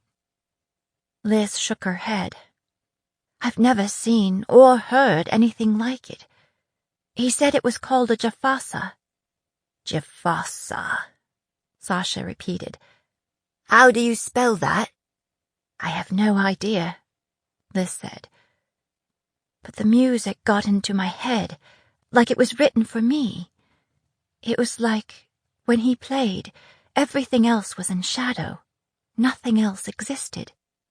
Huh, Sasha said. He sounds like fairy folk to me. You know how they're always luring people into trouble? Except I don't believe in fairy folk, Liz thought. Looking back, I wonder if the instrument was some kind of flashcraft. Maybe the magic was in it, and not in the busker. Maybe, Sasha said. Well, that's a start. If you could draw a sketch of it, maybe we can make copies and show it around, and see if anyone knows of a musician that plays an instrument like that. It may take time, but we'll find him. Sasha, Liz said. I couldn't help thinking that he didn't know there was to be an attack. It was as if he was as surprised as I was. Sasha raised a skeptical eyebrow. Just his bad luck, huh? That he happened to be the one to lure you into an alley? Ty had returned and was standing, shifting impatiently. Do you have your answers, Your Highness? I'd really like to get you back to the palace so you can get some rest. There's still wolves out looking, but I don't think there'll be more news tonight, Sasha said. All right, Liz said. I am tired. Just then, one of the grey wolves approached them, holding up a fistful of battered flowers. I was told that you dropped these, Your Highness. Again, the sight of the flowers struck a chord of memory. The busker gave them to me. You took flowers from him? Sasha stared at her. Look, I'm not stupid, Liz said, her temperature rising. There was something about that music that— She trailed off. Hold on, Ty said, stepping between Liz and the flowers. I want to take a look at those. Taking hold of his amulet, he fingered them, then spoke some spell work over them. Finally, he looked up and said, a little sheepishly, They're just flowers, I guess. Nothing special about them. But there was. There was something about this mix of flowers, something Liz should be remembering. He must have bought them here in the city, Sasha said. We'll see if anyone remembers someone buying flowers like these. Liz extended her hand, and touched one of the foxflowers, sending petals spiraling to the floor. That was when the pieces fell into place. "Hanalea's bones!" she cried, shrinking back, beating down hysteria. The busker was guilty. He was as guilty as he could be, the silver-tongued bastard. And so was King Gerard. "Your Highness?" Ty looked perplexed. "Is there something—" "Those flowers," Liz said, her voice hoarse. "They're the same as the ones my father bought on the day he was murdered." 17. Final Act. Brion's gig went south so fast that he didn't have time to think. All of a sudden, bolts were flying fast and furious, while his leaf-muddled mind tried to process. The next thing he knew, he'd knocked the girlie flat and was trying to cover both of them with his jafasa until somebody picked him up and flung him aside. He hit the cobblestones hard, and he lay there, stunned for a moment, till he'd got his breath back. He saw that the arbalists had focused on a low stone wall the girlie had taken shelter behind in the park. But there were rushers coming up from the riverside, too. He watched as the girlie whacked one of them with her instrument case. Then the rusher was on her, and she went down underneath, and Brion knew how that would end if he didn't intervene. He took one step, then saw a gang of bluejackets swarming toward them, and realized he'd be in for hard questioning if he was caught. It seemed like a good time to shove off. It was probably too late to save her anyway. He scooped up his bag and his splintered jafasa and took off running, zigzagging through the narrow streets, less concerned about where he was going than where he was coming from. It didn't help that he was in a strange city, a really strange city, as it had turned out. He heard boots crunching through the snow behind him and knew he hadn't gotten away clean. He dug deep to put on speed, running blind, hoping he didn't meet up with a dead end. Dead end, ha! But the joke wasn't all that funny. He didn't know how long he'd been running when he realized he no longer heard the sounds of pursuit behind him. He slowed to a brisk walk, shaking the snow from his hair and brushing it from his fine coat, unable to quite believe that he'd gotten away. They'd still be looking for him, though, and he needed to get back to the crib before they found him again. Unfortunately, he was on the wrong side of the river, so he had to get back to the bridge. Using the cathedral spire as a landmark, he worked his way back toward the site of the concert. But it was no good. The market was boiling with bluejackets on both sides of the river. He could see another bridge farther north along the river, so he headed that way. He had to try to get across before the bluejackets spread their nets wider. When he reached the bridge, he paused in the shadow of a building to scan the area. Seeing nothing alarming, he crossed the promenade along the river and turned onto the bridge. He was halfway across when he saw someone step onto the bridge at the far end and walk toward him purposefully. His familiar, angular shape set Brion's heart to hammering. It was Darien. Brion backwalked a few steps, turned, and all but ran into another rusher charging him from behind, his blade glittering in the light from a street lamp. Brion bent double, hitting him low and bowling him over like a kingpin. Brion took off running, back the way he came. He heard the client cursing, shouting to others to join in. He ran up one street, then down another, slid through a crack between buildings too narrow to admit anyone but a cat or a scrawny jafasier. He stood there, gasping, and listened to the herd of pursuers go by. Somehow, he knew there would be a rear guard, and there was. The cloaked figure of Darien stalked by, turning his head right and left, as if he could sniff out his prey. Brion reached up and fingered the mage mark on the back of his neck, and prayed to whatever gods might listen to a tarnished soul like him. Maybe the gods were listening, or maybe he'd already endured his share of bad luck. All that mattered was that the client passed him by. Hours later, Brion found a hidey-hole in a stable a few blocks away from the river. Several horses poked their heads out when he slid through the doorway, but the stable hand was dead asleep. Brion could hear snoring from the rear of the building that all but rattled the shingles from the roof. Once he climbed the chancy ladder into the hayloft, he was tempted to pull it up after him, but he guessed that would point a finger straight at his hiding place. So he left it be and buried himself under the hay in the farthest corner, his shiv in his hand, what was left of his jafasa beside him. Why he kept dragging that around he had no idea, unless it was because it was the only thing of value he'd ever owned, and he'd probably never get his hands on another one. He'd hardly settled in when he heard a banging down below, sleepy curses from the stable hand, the tread of boots, and muffled voices that cleared as the speakers made their way from the back room to the front. "He'd be wearing fine clothes and carrying a black leather case," a gruff female voice said. Fortunately, that seemed to be about all the description they had. The stable hand's voice rose. "I already said there aren't nobody here except me and the horses. I've been on the watch all night." "You was hardly on the watch when we got here," the newcomer snapped back. "We could hear you snoring clear out in the alley. He could have been sharing your bed and you'd never know it. So we'll take a look around anyway." The ladder shuddered as she began her climb. Her head poked up above the floorboards, then the rest of her. Brion held his breath and tried not to move a muscle. The bluejacket stalked around the loft, poking into piles of hay with her sword.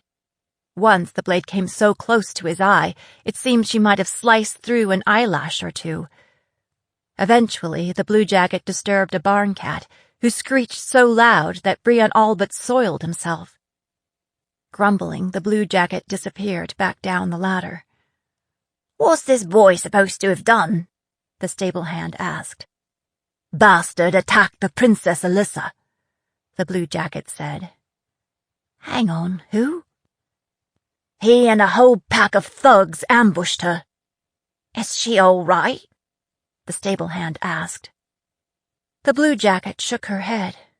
"I don't know. I haven't heard. Her father and brother were murdered the same way. Gutter swiving cowards. I'll gut the lot of them if I get hold of them." "No," Brion thought, offended. "I'm a musician, not a killer. I just got mixed up with a bad crowd when I was born." The voices finally moved away, and he let out his breath in relief. He fingered Her Highness's locket, which still rested against his chest. Each time he closed his eyes, he saw her face in front of him, her direct brown eyes, her expression when she said, "I might as well be honest, because I'm not very good at lying." He'd known this gig was bad news from the very beginning. Why then had he taken it? What was he turning into? He hoped she wasn't dead. It took him a long time to fall asleep. Brion stayed in hiding for 2 solid days, curled up in his corner, buried in hay to keep warm. Once or twice a day, Clayton the stable hand would labor up the ladder into the loft and pitch down hay to the horses. But he was a slow-moving, noisy sort, so Brion was always hidden by the time Clayton stuck his head up through the floor. Brion had to stay still while people were coming and going from the stable, so nobody would hear him moving around overhead. After most of a day spent in one spot, he was so stiff he could barely move. At night, he'd creep out into the stable yard to empty his night soil bucket and have a quick smoke, but the bluejacket patrols were so thick he never got far before he was driven back inside. He had no prayer of getting across the bridge without being seen, even if he left his jafasa behind, and he had no plans to do that. By the 3rd day, he was out of leaf and getting desperate. Finally, luck came his way in the form of a wagon that parked in the stable yard long enough to swap out the horses, and also long enough for Brion to slide under the canvas that covered the cargo. He had no idea where the wagon was going, but he figured it must be better than where he was, with blue-coated guards swarming everywhere. If he could get across the river, he'd stop in at the crib and fetch Aubrey and Goose, and they'd be on their way, with or without Jingle in his pockets. There was always a way to make a little jingle.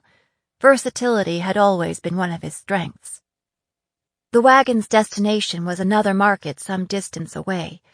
When the driver went in to dicker with the merchants, Brion slipped out of the back of the wagon. As he crossed the market, he nicked a carved walking stick from one of the stalls displaying clan-made goods and a battered cloak that was stuffed into a basket of rags. Wrapped in his scroungy cloak, the Jafasa underneath so he looked like a hunchback, he hobbled along with his walking stick. That disguise was enough to get him across the bridge. By then, Darkman's hour had come. The temperature was dropping, and the slush in the streets was beginning to freeze again. He was just turning into the street where the hideout was when he heard someone hiss his name. He looked, and it was Aubrey, motioning from the doorway of a tavern. Apparently, his disguise wasn't as good as he thought it was. Taking a quick look around, he ducked inside. She was huddled at a table to the left of the door, where she could look out of the open window. That must have been how she saw him passing by. A drover's cap was pulled low over her face, and she had big, dark circles under her eyes. "Aubrey!" he said, but she hushed him right away and pushed his Jafasa under the table. "You can't be carrying that around," she growled. "They'll catch you." "I was on my way back to the crib," Brion said. "I'll stash it there." She shook her head. "You got to ditch it. I was about to give up," she said. "I figured you were still alive because they're still looking for you. You really stepped in it this time." "I stepped in it?" It sounded like she thought it was his fault. "I can't wait to get my hands on Wax. He set me up." "Wax is dead," Aubrey said. "And so's Goose." Wax and Goose. Both dead? Brion felt like he'd been clubbed. Wax was the kind of person who always landed on his feet, no matter who he had to stomp on to do it. And Goose? He'd cut your throat for a wad of leaf, but other than that, he'd always been a harmless sort. When Brion said nothing, Aubrey pressed on. "And we'd be dead too if we'd have been there when they came." "When who came? The Blue Jackets?" She shook her head. "Them that hired you. I guess they didn't want to leave anybody behind to tell tales. The Blue Jackets is the least of your worries. If it's all right with you, I'll worry about them just the same," Brion said. "Did you see who did it?" She shook her head. "No, and I don't want to." "How were they done?" Aubrey hesitated. "Their throats were cut." "But you weren't there." She shook her head. "Like I said." "Who told you?" "What do you mean?" "Who told you how they were killed?" "I don't know," she snapped. "I don't remember." "What do the Blue Jackets say?" "I couldn't very well go ask them," Aubrey said. "Anyway, they might not know yet. All I keep hearing about is that Blue Blood you sung to." "Is she dead too?" Aubrey nodded. "That's the word on the street anyway." Guilt welled up inside him. Regret for the part he'd played in the murder of the brown-eyed girlie. Her Highness, who wasn't very good at lying. "Are the bodies still there?" "What bodies?" she growled. Brion could tell she was rattled, because she was so prickly. "Goose and Wax." "Probably. Why are you being like this?" "Why are you being like this?" "I want to know," Brion said. "I'm going to go check it out." "Look, you can't go anywhere near there. I wouldn't be here now, except I was waiting for you. It hasn't been easy staying alive this long. I don't want to ruin it now." She gripped his arm. "Come on, Bree. Let's get out of this town. Let's go back to Boston Bay, like we said we would. We can start over." Suspicion flickered through Brion. Aubrey had wanted to leave without Goose and Wax, and now she was telling him that they had no choice. Maybe they weren't dead after all. Or maybe she'd been the one that... No, this was Aubrey. You wouldn't trust Aubrey with your purse, but she wasn't a killer. Either way, he needed to know. You stay here. I'll go myself. When I come back, we'll leave. Don't go, Aubrey said, then added in a rush. Look, I've got a little leaf. We can smoke it up then hit the road. That's a good plan, Brian said, for when I get back. Watch my Jafasa for me. He was like a littling with one broken toy who keeps dragging it around after him. I may not be here when you get back, Aubrey muttered. I'm making no promises. If you're not here when I get back, well, good luck, he said, turning away. He wished he wasn't a stranger in this town. He wished he knew his way around better. He wished he was a pirate sitting on bags of swag. Witches were free, after all. The street outside the warehouse was eerily deserted, like everybody outside knew what had happened inside. Everybody else is smarter than me, he thought. I should just turn right around and go back and smoke some leaf and forget this town and everybody in it, including Her Brown-Eyed Highness. He paused a moment outside the door and almost turned away. No, he had to know. He looked up and down the street, saw nobody, and pushed the door open. He all but stumbled over a body sprawled face down a few feet away from the door, arms stretched out as if he still hoped to make it out. A faint scent of decay wafted up. It was Wax, dressed in his usual tattered finery, his face mashed into a sticky puddle of blood. Aubrey was right. It looked like his throat had been cut. His hands were swollen, purpling. The killers hadn't even taken his rings. That in itself was terrifying. Wax, running away from trouble as usual. Goose hadn't put up much of a fight either. He lay on his back in the same corner where Brian had last seen him, eyes peeled open so he looked surprised, his pipe lying close to his hand, his throat neatly cut from ear to ear. He was a bit further along in decay than Wax had been, maybe because it was warmer in his corner. It took everything Brian had not to peer into the bowl of the pipe and see if there was any leaf left. Goose wouldn't be using it after all. Telling himself he was looking for clues, Brian searched both bodies. Goose had nothing, of course, except a heel of rock-hard bread in an inside pocket. Wax, though, had a full purse, the one he kept tied inside the waist of his pants. Mostly girlies, a few steelies. No note signed by the killer or anything. The fact that the purse was still there signified, 1, it wasn't a robbery, and 2, nobody else had come in and found the bodies. Brian tucked the purse away. They had traveling money after all. He searched the rest of the crib, but found nothing telltale. With that, he returned to Goose, thinking he should do something to send him on his way. What was Goose's actual name? Dylan, maybe? It seemed wrong to call him Goose at a time like this. Brian tried 3 times to close Dylan's eyes, but it was a no-go. It was like they were glued open. Finally, his own eyes watering, he pulled the threadbare blanket up over Dylan's face. Then he tried to put the pipe back in his hand, but it just kept falling out. Finally, he set it on top of Dylan's chest. At least he died doing what he enjoyed, Brian thought. The longer he stayed, the edgier he got.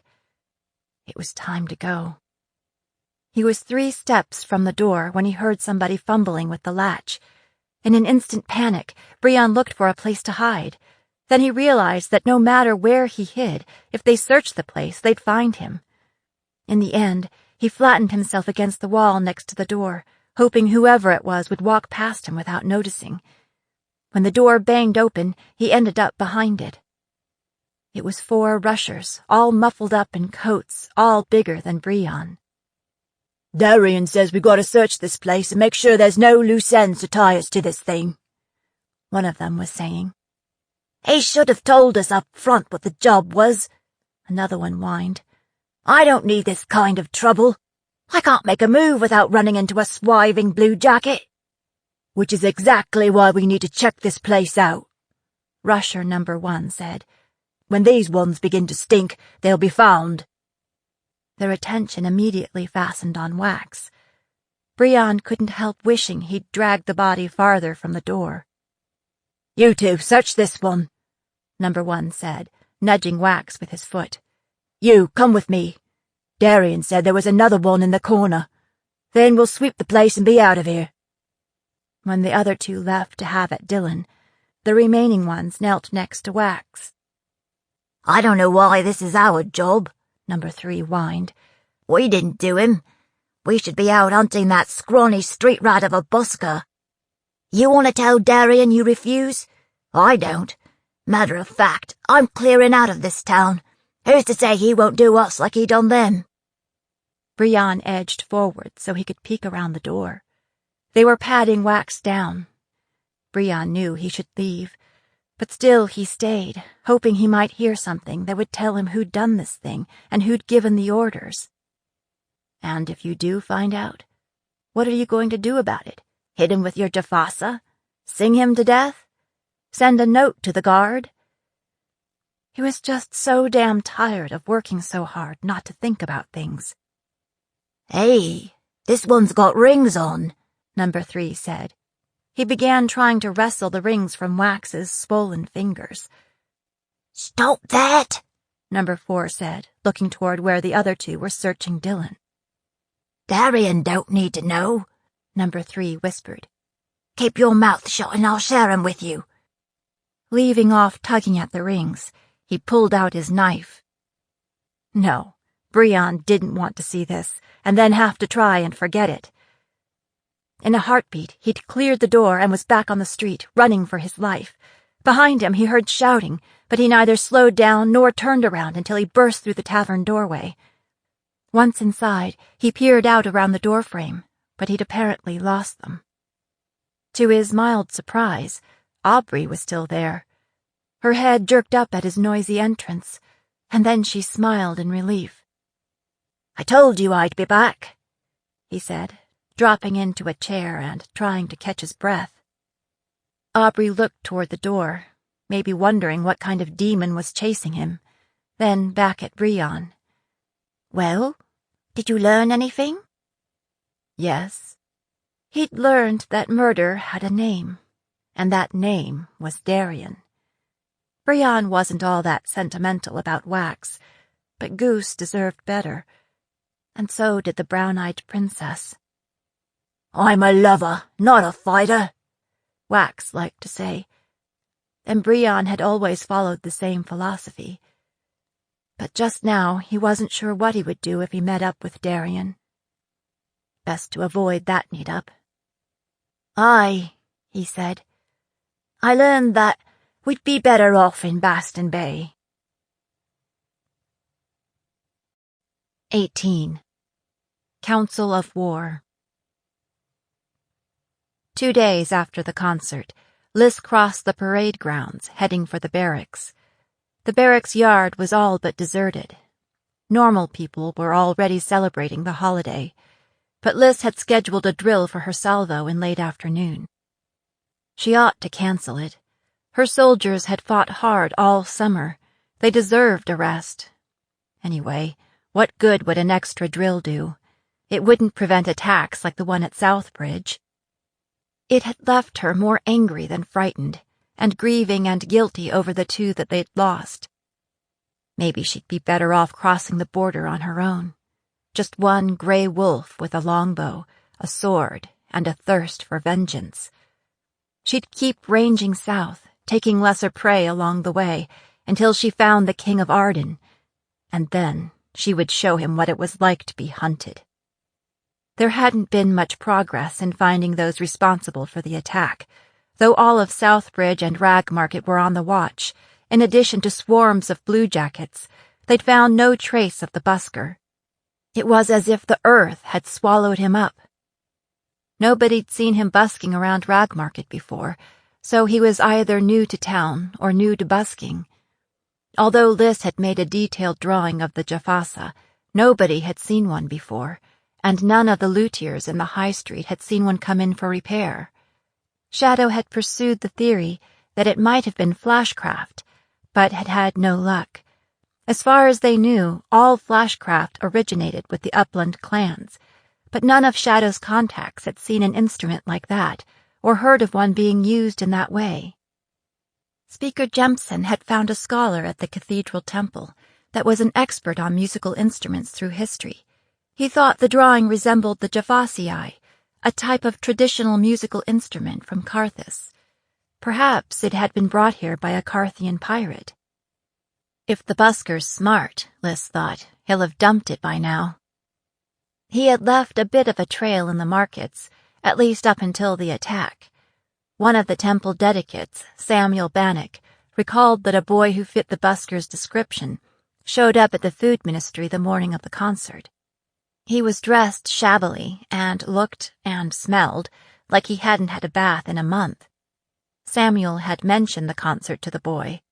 Now Bannock was worried that he'd somehow contributed to the attack, especially because one of the guards at the temple door had seen a well-dressed boy with an instrument case come into the sanctuary during the performance.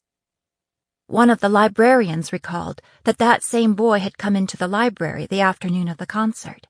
He'd asked for books about sailing ships. All through the interviews and debriefings, Liz studied faces and body language, transcripts and reports, alert for the scent of treachery. Someone in the city was collaborating with Arden. Else, how would the busker have known what flowers to buy? How would he have known she'd be walking in the street after the concert? True, her concert appearance had been promoted all over the city. The rushers could have waited outside and followed her to Rag Market. But her instincts told her that she'd been set up by someone here at court. Could that treachery go back 5 years? Could it go all the way back to Hannah? Sasha and Captain Byrne kept her up to date on new findings, but Liz wasn't holding her breath, waiting for an arrest. It would be just like before. Captain Byrne and his wolves would question everyone and scour the queendom, chasing leads into dead ends as the trail grew colder. And then the wait for the next attack would begin.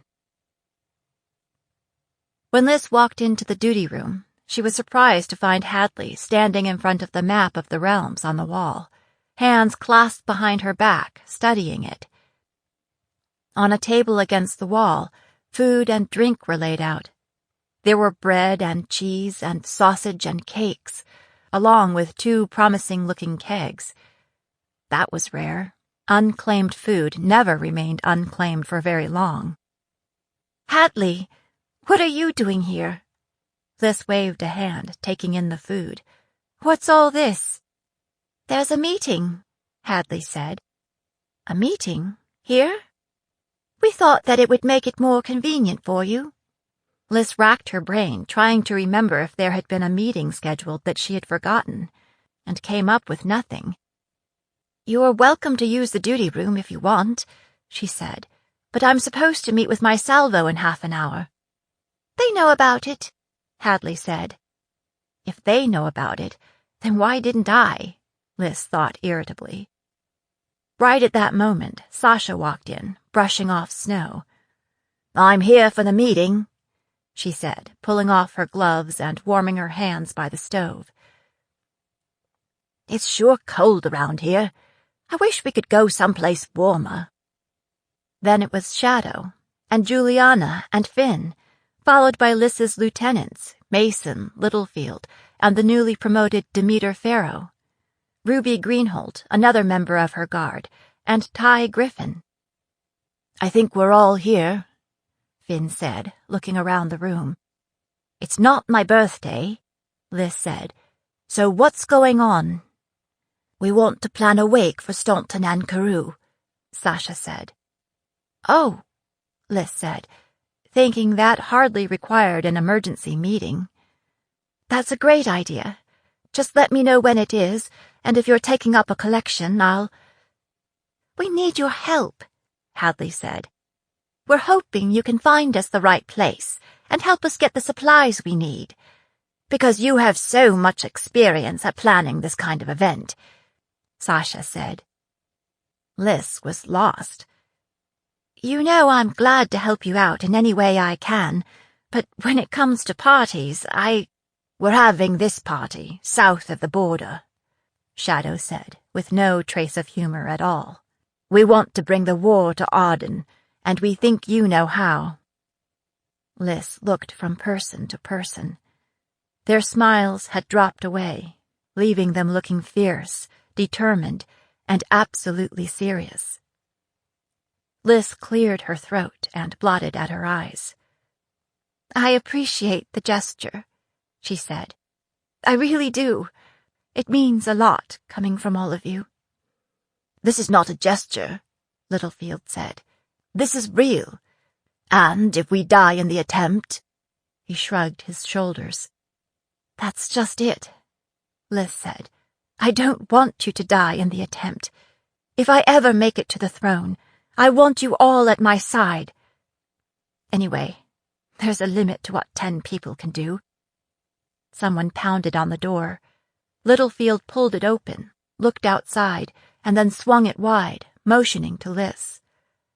"There are some people outside who want to come to the party too." Outside, it appeared that Liz's entire salvo was assembled. As one, they drew their swords, went down on one knee, and set their weapons down in the snow in front of them. "For the Grey Wolf!" they roared.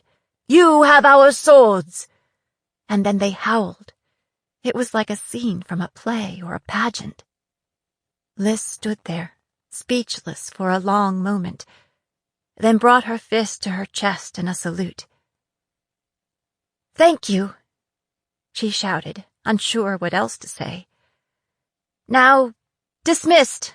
The drill is cancelled." Liz shut the door and turned to face the co-conspirators. "What did you say to them anyway, to get them all ginned up?" Mason shrugged. "It didn't take much to tell you the truth. Quite a few of them were at the temple concert, and they heard what happened after.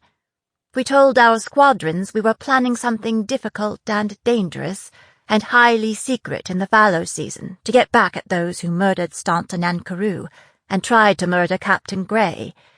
After that, each and every one of the soldiers you saw out there came to us to ask how they could get in on it." She smiled faintly. "I didn't want anybody to feel pressured into joining in, and I didn't want word to get out about what we were doing." "Staunton was in the field with us all summer," Littlefield said. "Nearly everyone in the Highlanders knew him, and many of us fought alongside his mother, Nance. It'd have been bad enough to lose him on the battlefield in a fair fight, but to see him ambushed like that, it's just wrong. I'm not the only one that thinks so." Mason and Farrow nodded agreement. Liz turned to Ty. "I don't mean to imply you're not welcome, but why are you here? I know you worked on Cam at Southbridge Temple, but why is a healer planning a military raid?" "I've been working the battlefields for 3 years now," Ty said. "I don't know how much longer I can continue to patch soldiers up so they can go back out and fight again, over and over, until they go down for good. I'm more than ready to try something different. As for my role in any undertaking, I am a wizard, though I prefer to assist in my capacity as healer. I'll use my gift for whatever purpose supports the cause." "Juliana, how do you see yourself contributing to this adventure?" Liz tried not to sound condescending. She flushed. "I know that I haven't the kind of experience and skills that most of the rest of you have. I've not been tried on a battlefield, and I'm not sure I'm cut out for it. But I am knowledgeable about the South, and I have connections and agents all over the 7 realms. I'm hoping I can be of help in other ways." "What about you, Hadley?" Liz said. "You haven't had much to say." "How can we keep talking about the war?" Hadley said, eyes wide and innocent. "I mean, I thought we were here to plan a party." This was the most motley group of would-be warriors that Liz had ever seen. "All right, we'll talk," she said. She drew a mug of cider from the keg, clunked it down on the table, and sat. "But first, the ground rules." The others ranged themselves around the table and waited, wary and expectant, both. "This can't be about getting revenge," Liz said. "I'm not going to squander soldiers' lives to make a point. This has to be a play that changes the game." "I'm not out for revenge," Juliana said. "For me, it's a matter of policy. I'm in this because I think you're right. We do need a change in strategy. I meant what I said in the small council meeting." She took Finn's hand. "I'm doing this for our children. I don't want them to have to grow up as stepchildren to a war. If we take territory, we need to be able to keep it," Liz went on, ticking her points off on her fingers. "This can't be a skirmish or a hit and run. It has to be a target with real strategic value. Something the Thane Council can't ignore," Juliana said. "Can we do all that with a salvo?" Greenholt said. "It's that, or we stay home." Liz paused. "Since this is your party, do you have any suggestions as to targets?" "What about Baston Bay?" Hadley said. "That's close to their capital, and it's their most important port. We wouldn't have to march across the flatlands, because we could come in by ship." No, Liz thought, shuddering. No ships. "That's pretty far south," Pharaoh said. "Even if we managed to take it, Arden could come at us from land and sea, and we'd be trapped." "Spirit Gate?" Hadley said. "That would have a certain justice to it, since they landed their brigade there when they attacked Queen Court and Fortress Rocks." "I know that area well," Shadow said. "I've been traveling up and down the coast for the past 2 years, and it's not out in the middle of the flatlands." "But it's right on the border, so we'd barely stick a toe into Arden," Liz said. "That would feel like more of a hit and run, and it's not one of their major ports." "You just don't want to set foot on a ship," Sasha said. Liz shrugged. She wasn't going to deny it. "What about a winter attack? That might take them by surprise." Mason nodded. "It would be unexpected," she said. "But even if we crossed the mountains, we couldn't expect to penetrate very far before having to face their army in the flatlands, where we are at a disadvantage. Arden's cities are mostly far to the south, where it's warm year-round. The farther south we go, the more conditions favor them. So we need a target that is important strategically, but close at hand," Juliana said. "And it would have to be something we could reasonably expect to hold." She looked at Liz. "I know you've been plotting out military campaigns, the way anyone else would be planning their dream wedding. Is there anything you know of that would fit those rules?" Liz stood and walked around the table to take a close look at the map on the wall. "What about Delphi?" she said, stabbing her finger into the map. "I've had that on my wish list of targets for a while. It's just on the other side of the mountains." Delphi showed on the map as a dark spot pressed against the mountains to the north. The others crowded in to see. "Remind me, what's in Delphi?" Finn said. "Anything we want?" "Coal mines," Juliana said, "and ironworks and smithies. As far as I know, they're the only ones in the conquered lands. That's why Arden took Delphi over, so they could build the munitions industry close to the source of supply, and so close to us." "I've been there," Shadow said, grimacing. "It's always been a gritty industrial center, but now it's become a real hellhole. There's considerable unrest because of the way they have treated the people there, so Arden maintains a large army presence. So not exactly a soft target," Finn murmured. "More flatlanders to kill," Shadow said, darting a look at Liz. We have eyes and ears in Delphi, Juliana said. There's an underground resistance movement that might collaborate with us. That would make our small numbers go further. How do we get there from here? Pharaoh said. Or can we in this season? Littlefield traced a route on the map with his forefinger. We could drive straight south through Marisa Pines Pass, but that border crossing is heavily guarded, even in winter. Then he pointed to a spot in the mountains, northeast of Delphi, and south of Hunter's Camp. This is Anna Maria Pass.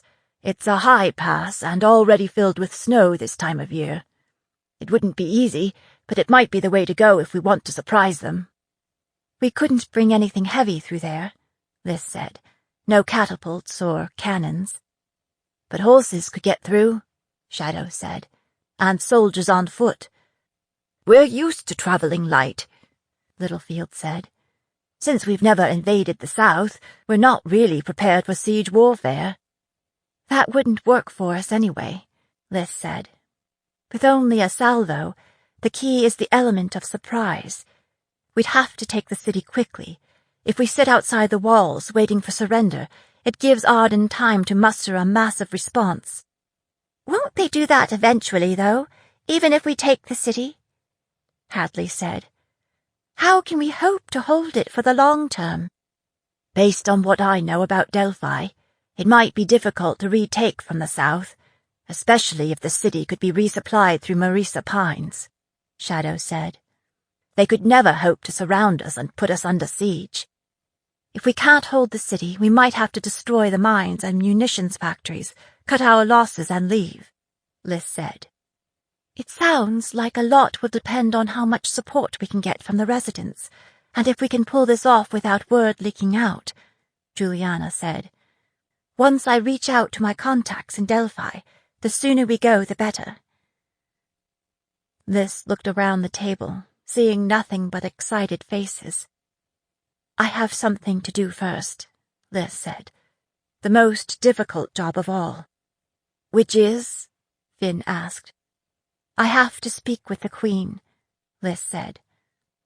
Excitement turned to confusion and dismay. Juliana leaned forward. You mean that you have to come up with a plausible story that explains our absence while we— I mean that we cannot go without my mother's blessing. That was met with shocked silence. They all looked at one another. Hadley cleared her throat. Do you really think Queen Raisa will ever agree to this? We might spend a lot of time making a plan, only to have it shot down right away. That's possible, Liz said, but we still have to ask. Have you heard that saying, better to ask forgiveness than ask permission? Sasha said. If you ask permission and she says no, then we absolutely can't go. You're right. Then we absolutely can't go, Liz said. Everybody began talking at once, arguing the point, until Liz slammed her mug down on the table. Look, nobody is more frustrated about this than me, but my mother is the queen of the realm. If we launch an unauthorized attack across the border, some would call that treason. How could she let that go unpunished? Do you really think she would bring you up on charges? Mason asked. General Dunedain might court-martial the lot of you for not following the chain of command, Liz said. Gah, she thought. I've been in the army too long. If we take the city, though, Finn argued, if we win a huge victory, don't you think she'll forgive us? What if we don't? Liz said. What if it's a disaster, and we're all captured or slaughtered? What if we all disappear, never to be heard from again?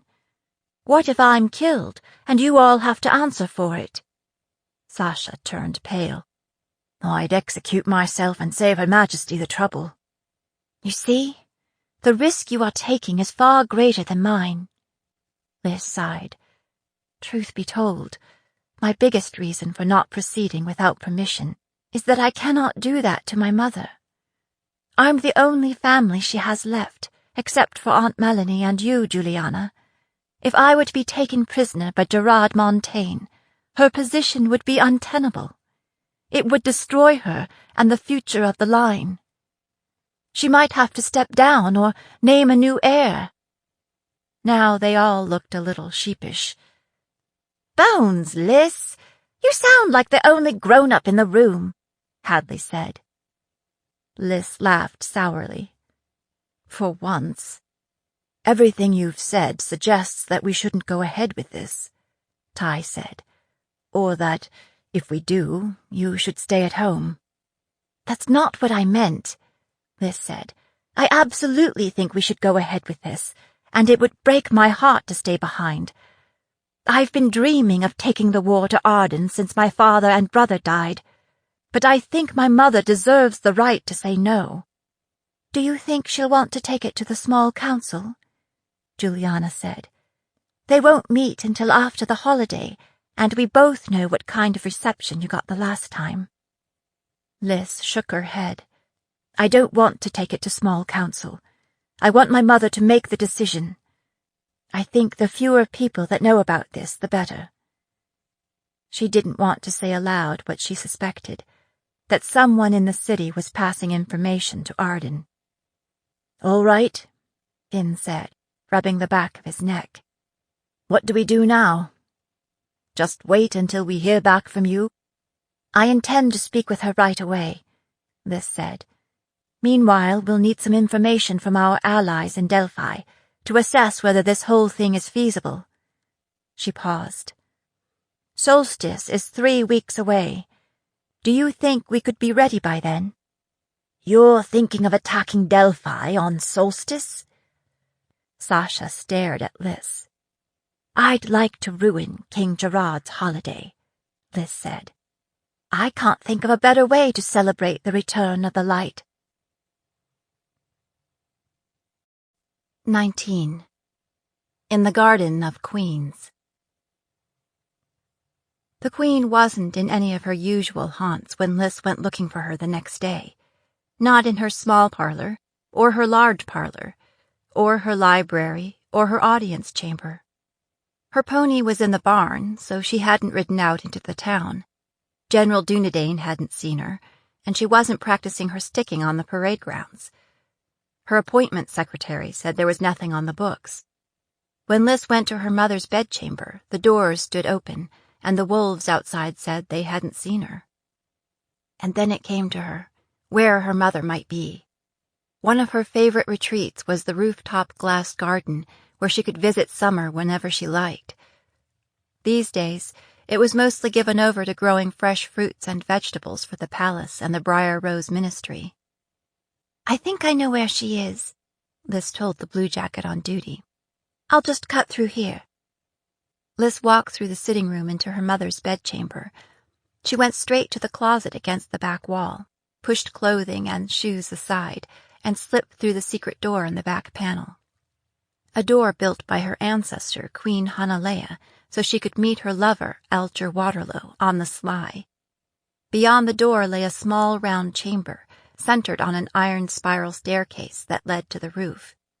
When they were little, Liz, Adrian, and Sasha had used the stairs as a playground, sneaking in and out, playing hare and hounds, and later pretending to be soldiers creeping up on Ardenskourt Castle. They'd quit playing war games when they went to war for real. Liz began to climb. It was definitely closer quarters for her now, with her long legs, than it had been when she was little. There was lots of dust and spiderwebs, as if her mother hadn't been using it much either. All the way up, Liz practiced what she would say, the arguments she would make. What does my mother want? To keep the queendom safe.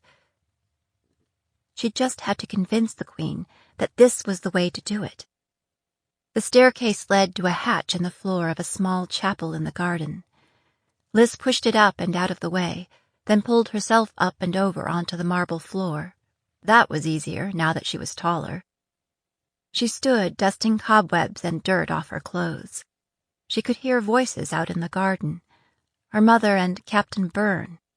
When she peeked through the chapel window, she saw that they were seated on a bench by the lily pond. "Who will you send?"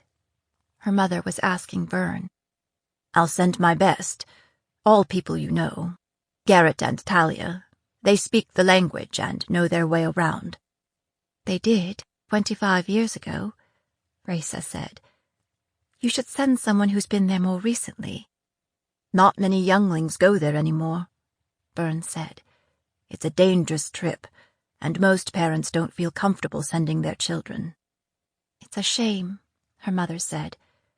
I only attended Wean House for a year, but it was still valuable. I think Alyssa would have loved it.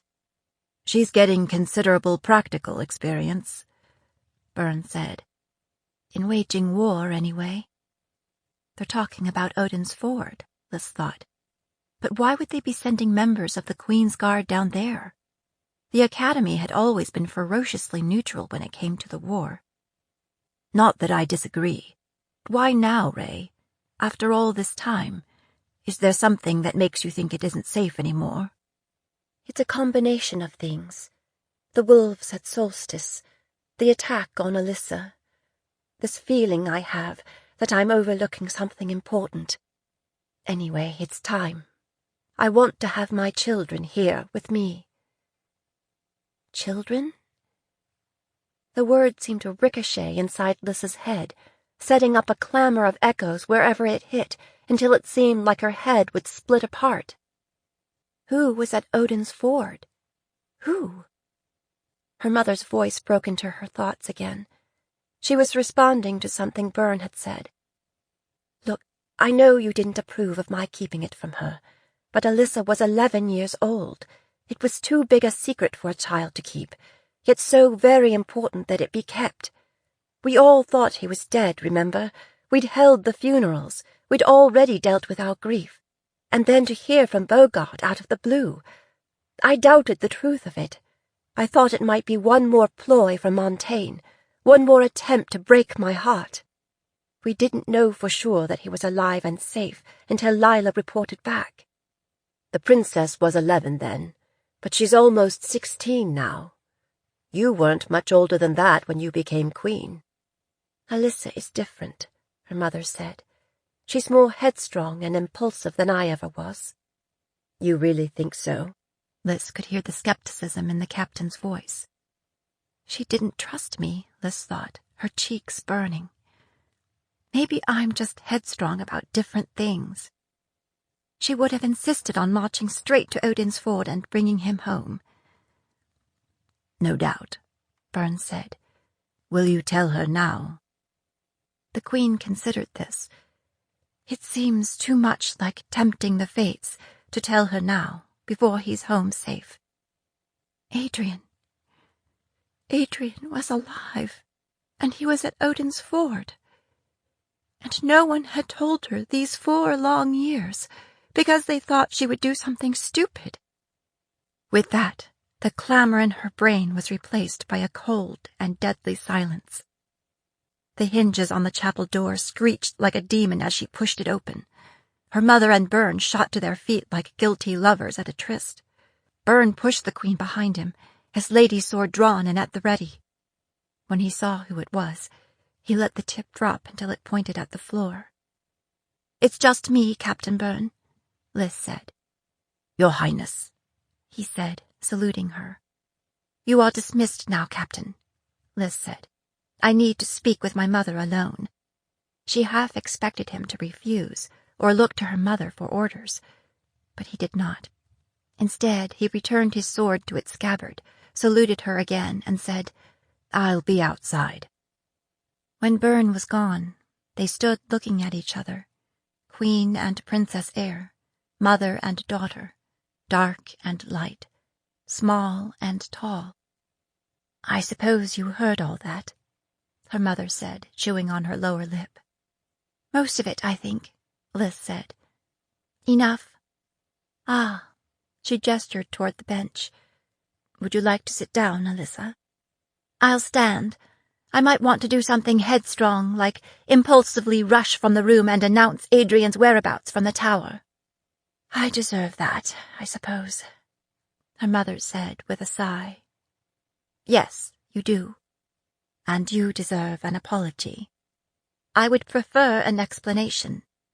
Cold, deadly, numb. I'll sit down, then. The Queen sat down on the edge of the bench, as if she too might need to spring into action. Which do you want first, the apology or the explanation? Why don't you begin by telling me what happened the day my father was murdered? Liz folded her arms.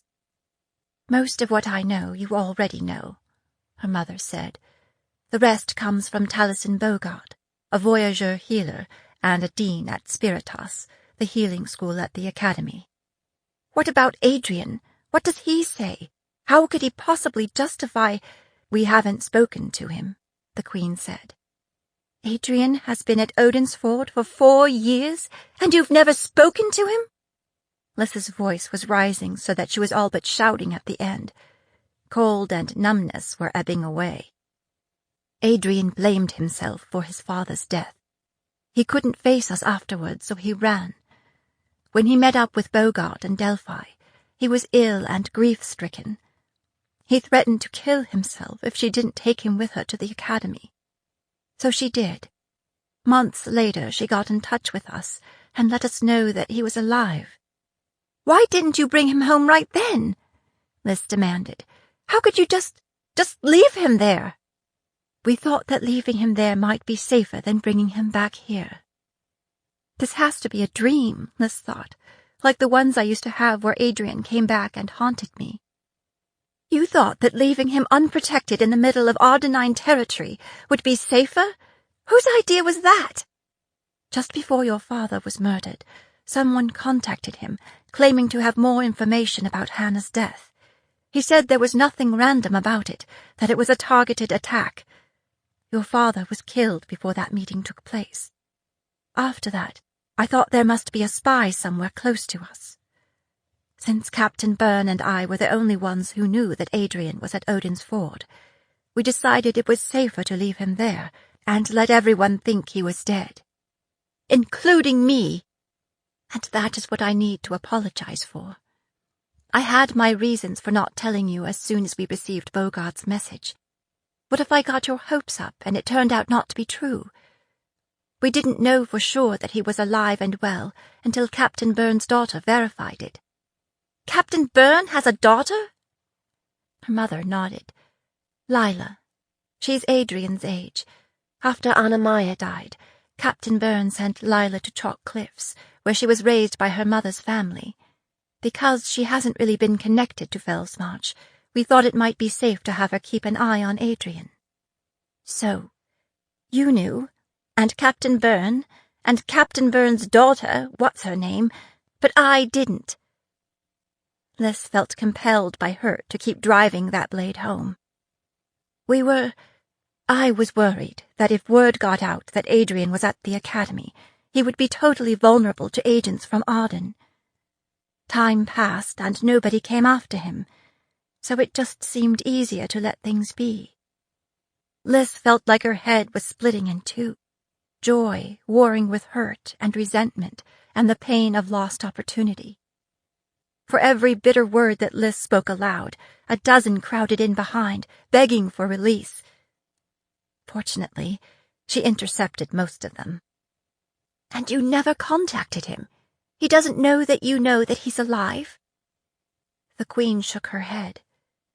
As far as I know, he doesn't. We were afraid that if we reached out to him, our enemies would find him. There was also the chance that he would run, or worse. Dean Bogart was very concerned about his mental health. Did you ever intend to tell me the truth? Liz said. I know I should have done before now. The Queen stared down at her hands. Looking back, I can see that I took the coward's way out. I knew you would feel betrayed, and I just kept putting off this conversation. I thought perhaps we would bring Adrian home for your name day this summer. Trying out a smile, she looked up at Liz. Now, with any luck, he'll be home just after solstice. It was hard to keep flailing at someone who just sat there and took it, which meant that Liz could no longer ignore the voice in her head that whispered, he wanted to leave. He wanted to go to Odin's Ford. He wanted to leave us behind. With that, the tears finally spilled over and ran down her face. How could he? How could Adrian go to Odin's Ford, leaving us thinking he was dead? I think that's a question you will have to ask him, her mother said. Neither of us knows for sure what he was thinking at the time. She planted her hands on her knees. Look, I know you're angry and hurt, and I don't blame you. Every parent makes mistakes, Alyssa. When you are a queen, the mistakes are larger and harder to forgive. This is exactly why I keep saying that we need to launch an offense, Liz said. This is why merely holding our own is unacceptable. This is the kind of trade we are making. I've lost 4 years with my brother because of this damnable war, and I cannot get them back. I've lost 4 years with my son. But that was your choice, and Adrian's choice. I didn't have a choice. When he comes home, we'll be strangers. Here. Her mother fished into her neckline and pulled out a locket. She pried it open with her thumbnail and handed it to Liz. This is a sketch of him, done by one of the students at the temple school at Odin's Ford. Lila brought it back to us. Liz studied the portrait. There was no doubt it was him, with his auburn hair and blue-green eyes. His face was thinner, his features sharper, as if every bit of baby fat had been rendered away. His eyes were shadowed with painful history. He wasn't smiling. Liz blotted away tears. He looks sad, she whispered, her voice catching. Her mother's nose was pinked up the way it always was when she was close to crying. You can keep that, she said, clearing her throat. I've had a year to memorize it. Don't let your resentment ruin the joy of hearing this news, Liz told herself. Adrian was alive, and he was coming home. Whatever had happened, they'd talk through it. She would find a way to forgive him. I want to go to Odin's Ford, Liz thought, gripping the locket in her fist so that it cut into her skin. I want to go bring Adrian back home. And that's exactly what my mother was afraid of. Liz turned away, leaning on the railing around the lily pond, watching the shadows of fishes under the surface. Alyssa, her mother said, I am so very proud of you. You have a raw honesty and courage that I cannot match. Like your father, you have the common touch. Like your grandfather, you are a natural warrior. Soldiers want to follow you. Our enemies look into your eyes, and they see their own defeat. She paused. We are different, you and I. But sometimes, when our future looks darkest, we are given the queen we need. Liz swung around to face her mother. Do you really mean that? Her mother nodded. I do. Then prove it. How? If I cannot go to Odin's Ford, then I'm going to Delphi, Liz said. I have a team, I have an army, and I have a plan. The queen extended her hand. Come, sit down, and tell me all about it. 20. South of the border. Liz sat on her pony at the southern end of Anna Maria Pass, trying to shake off the cold that crept into her fingers and toes and brought tears to her eyes, tears that froze as soon as they emerged. Mincemeat snorted out clouds of vapor that gilded his bridle and encrusted his mane. It had finally begun, the invasion that Liz had planned and plotted for so long. When she looked over her shoulder at the moody, snow-shrouded Spirit Mountains, she realized that when she'd crossed the border into Arden that morning, it was the first time she'd ever set foot outside of the queendom. She wondered if the dirt would look different than at home, if she dug down through the snow. Even if the King of Arden was buttoned up in his palace, Liz was still likely nearer to him than she'd ever been. She knew the way. She'd studied maps as closely as another girl might study prospective suitors at her name day party. Sasha leaned toward her, only her eyes visible between her hat and her thrice-wrapped scarf. "Tell me again why we need a winter campaign." She resembled a snow-covered mountain herself in her white wool cloak. The snow was blinding, a swirling and unrelenting white, so it was impossible to tell up from down, or to see more than a few feet in any direction. And although the snow muffled sounds, now and then Liz heard the creak of leather saddles, brittle in the cold, or the faint jingle of harness. It seemed to come from no direction, and then every direction. Then the gray shadows would appear, always from the north, moving through the storm like wolves on the hunt, which they were. Liz greeted each new arrival and directed the descending soldiers and horses through a narrow side canyon.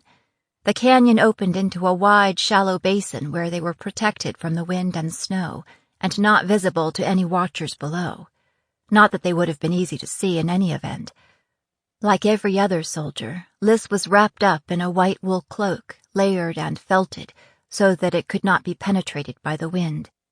Although they varied a little in shade, their sturdy, sure-footed, shaggy-haired mountain ponies were mostly white or pale gray also. The soldiers streaming through the pass resembled the ancestors who prowled the peaks in the winter-time, walking snow spirits with ghost horses and a deadly touch. The past 3 weeks had been a whirlwind. Her mother had convened a very select council of advisers: Captain Byrne, Char Dunedane, Shiloh Trailblazer, and Juliana Barrett. They'd pored over the maps, diagrams, and sketches Liz provided. By the week before solstice, Liz had not just one salvo, she had 3, all under her command. She had a dozen Demon Eye warriors, led by Trailblazer. Ty Griffin was in charge of the medical service. Liz had supplies, weapons, tents, and other gear for mountain camping. And her mother's blessing. Shadow received an urgent message from his father and had to leave for Demon Eye Camp before they marched. Shadow was heartbroken, but Liz was secretly relieved. He was just a little too eager to be safe on a battlefield. Hadley wasn't coming either, since there wasn't much for a ship's captain to do in a mountain assault, so Liz asked her to go as her representative to Odin's Ford with the others to collect Adrian. That way they could return by land or sea, whatever seemed most practical. She'd given Hadley a personal note to give to him, in case he needed any persuading to come home. Now, every morning when she remembered that Adrian was alive, it was like a small ambush of joy. For nearly a week, Highlanders and clan warriors had been moving into the mountains, drifting in small groups from wherever they were posted to the staging area on the northern slopes of the Spirits. They regrouped at Hunter's Camp, then entered Anna Maria Pass under cover of a winter storm. Even if the soldiers holding Delphi had considered the possibility of an attack from the north, hopefully, no one would expect it to come out of the teeth of the gale. They descended through Anna Maria Pass single file, linked together with a thick rope. The rope had been the key to keeping them all together. Any soldier who let go and stepped a few feet away might never find a way back. Since there was no way to move wagons through the pass, each soldier, including Liz, carried a tent, a bedroll, weapons, and several days' worth of food. Some led strings of pack horses with additional weaponry and supplies. They wouldn't be here long. Liz had no intention of their spending any precious time bivouacked in the high valley, eating up their meager food supply. The scouts had been out to the south for weeks, and the Demon Eye had been on the hunt for days, clearing the enemy between the pass and their target. Liz fingered her belt dagger, the one her mother had given her on the day she left for Delphi. It was clan work, the hilt an image of the first Queen Hanalea with her flowing hair. "Captain Byrne's father gave this to me when I wasn't much older than you," she'd said. "It has served me well. Stay safe, and come back to me with a victory." She paused, as if distracted by the wolves she alone could see.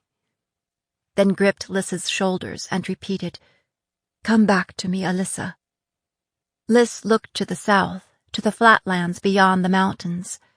Could Montaigne feel her bloodlust through the umbilicus of the road between them? It would be a sweet justice to kill Montaigne with her mother's dagger.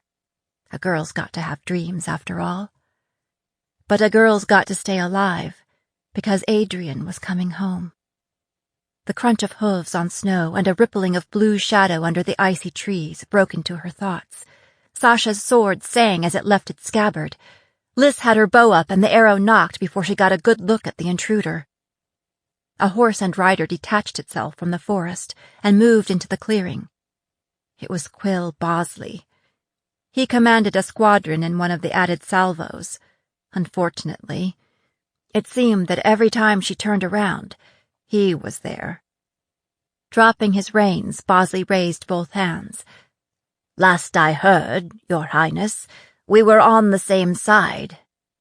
"Which is why I'd hate to have your untimely death on my conscience," Lys snapped, rattled by the close call. "What do you want?" "The Lady Barrett asked me to tell you that her contacts from the local resistance are here," Bosley said. "She wonders if it would be convenient to come down to the command tent for a meeting." "Thank you, Lieutenant," Lys said. Nodding to Sasha, she put her heels to Mincemeat's sides, and the two of them trotted off after the last of the straggling soldiers. The valley was already carpeted with white tents, some of them now half buried in snow, so they were at least well insulated. There were a few small fires burning under canopies to dry wet clothing, but the canopies covered the flames, and the wind snatched and scattered the smoke before it could reveal their location. The horses were penned to one side, against the cliff. Even one of the sharp-eyed mountain hawks, soaring overhead in better weather, would have had difficulty spotting them. Lys threaded her pony through the maze of tents, dismounting in front of the command tent. It was unmarked, but it was one of the larger ones, and it stood in a defensible area near the cliff. Several Demon-Eye warriors lounged near the entrance, but she knew they were anything but inattentive.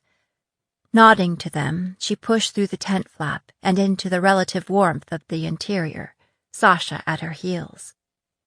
People were crowded around a table spread with hand-drawn maps and littered with drawing tools. They included Juliana, Finn, Lys's lieutenants, Littlefield, Mason, and Farrow, Trailblazer for the Demon-Eye, plus Barnes and Kenton, the two captains of the added salvos, and two roughly dressed people Alyssa didn't recognize. Juliana looked up as Lys entered. "Here's Captain Grey," she said to the strangers. "She'll be able to speak to whether we can use the cannons on the heights. Captain, meet Britt Fletcher and Yori Cooper, patriots of Delphi." Fletcher was a scruffy, middle-aged man with a weather-beaten face and bushy salt-and-pepper hair. Cooper was a stocky, muscular girl with a ragged cap of black hair, who might be just a year or two older than Lys. They were both keeping a weather eye on Finn, the wizard in the room, as if he might burst into flame at any moment, and Trailblazer, in her Demon-Eye warrior garb. Lys moved forward to the table, stripping off her heavy gloves and flexing her fingers. It was still so cold in the tent that she could see her breath. "Did somebody mention cannons?" she said. "We've got 6 24-pounders on the heights above the town," Fletcher said. "They can be yours if you want them, if you move quick. There's no scouts to the north of there. I mean, who'd be fool enough to be skulking around up there this time of year?" The patriot snorted laughter at his own joke. "You're sure of that?" Trailblazer said. Fletcher nodded. "We've got a lot of hidey holes up there, so we keep a close eye on the area around the mines. They've learned that them that wander around by themselves never make it home," Cooper said with a wink. "Anyways, staffing is light," Fletcher said. "They're getting ready for solstice, and there's already a lot of drinking going on." "Is there ammunition for the guns?" Liz asked. "Tons," Cooper said, grinning. "Stored in armories all along the cliff face. Canister shells and solid shot both. Because the guns aren't rifled, they'll shoot most anything. Nobody's touched them since Arden took over, on account of the ones they want to shoot at are up the hill instead of down the hill." Liz rubbed her hands together, as if sitting down to a feast. This was like an extra special solstice gift. "Would we need to supply gunners, or are there still patriots who know how to use them?" "We aren't been under Arden's thumb for that long," Fletcher growled. "We dug the coal, we made the steel, we cast the barrels, and we can sure as hell fire 'em." "How are conditions between here and there?" Mason asked. "Can we bring our horses through?" "There's snow, of course, but it aren't too deep on the lee side," Cooper said. Liz had been studying the maps while they talked. "The army is here," she pointed. Fletcher nodded. "They commandeered a manor house between the mines and the town. That way they can get a jump on trouble either place. The headquarters aren't well fortified.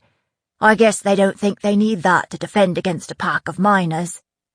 "I still don't like it," Trailblazer said. "We have to go too far out into the flatlands to get at them." "That aren't the flatlands," Cooper said.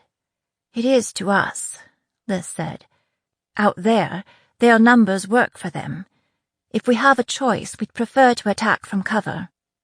"We'd just as soon you didn't bring the big fight close to town anyway," Fletcher said. "The people living there don't have much to start with, and I'd hate to see it burnt up or hexed or blown up or whatever." He cast a wary look at Finn, his amulet in plain view over top of his spattercloth. "You should also know there's some blackbirds been snooping around Delphi," Fletcher went on. "King Gerard's personal guard. There's always some of 'em there, mind you, smacking us down, but these is extras. They've been there for a couple of months." That caught Liz's ear. Could it mean that King Gerard was somewhere within reach? "What are they doing there?" she asked. "Fighting the plague," Fletcher replied, matter-of-fact. "The plague?" Juliana said, looking dismayed. "There's plague in Delphi? I hadn't heard that." "That's what they're saying, anyway," Cooper said. "Some say it's a lie." It was clear from her expression that she fell into the latter camp. "But why would they claim there is plague if it isn't true?" Liz asked. Fletcher shrugged. "About a month after the guard arrived, we was told that some of their mudbacks had caught the plague from women in town. So the next thing you know," Cooper said, "there are notices all over town that women have to come in and be inspected and get their hair cut." "What does their hair have to do with it?" Liz looked from Fletcher to Cooper. "They say the women have, vermin in their hair, Captain, ma'am," Fletcher said. "Bugs, and that carries the plague. So they have to have it cut off. Khan and his men have been handling all of that." "Khan? You're telling me Marin Khan is up in Delphi cutting women's hair?" Shadow leaned forward, his face sharp with interest. "Not General Khan," Fletcher said. "Lieutenant. Big Khan's son. Young Khan don't seem happy about being here neither." "Do you think the king gave him this assignment?"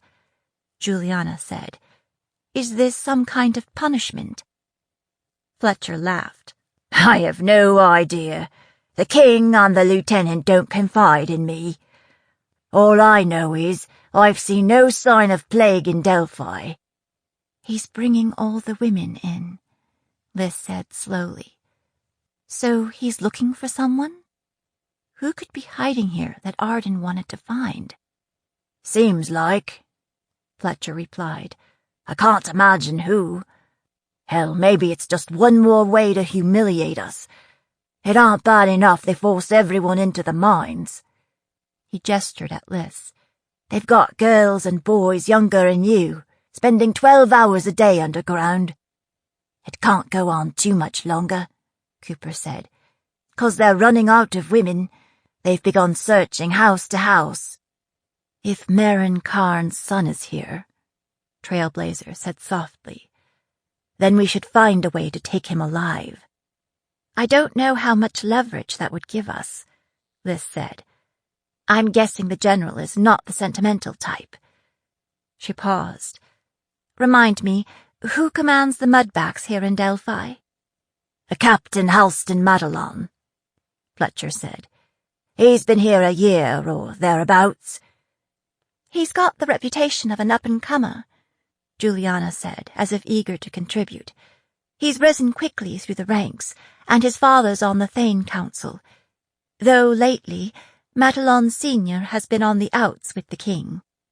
What do the civilians here think of Madelon Jr.? Liz directed this to the two patriots. Fletcher and Cooper looked at each other. He aren't so bad, Cooper said. He's a mudback, not a blackbird, and that's in his favour. So, we're all agreed that it would be good to draw their troops farther north, away from the town, toward the mountains, Trailblazer said, as if eager to get the conversation back to killing Southerners. Then we could fight from protection, and in conditions they're not fond of. Liz brushed her fingers over the faded ink of the map, stopping on the spot labeled No. 2 Mine.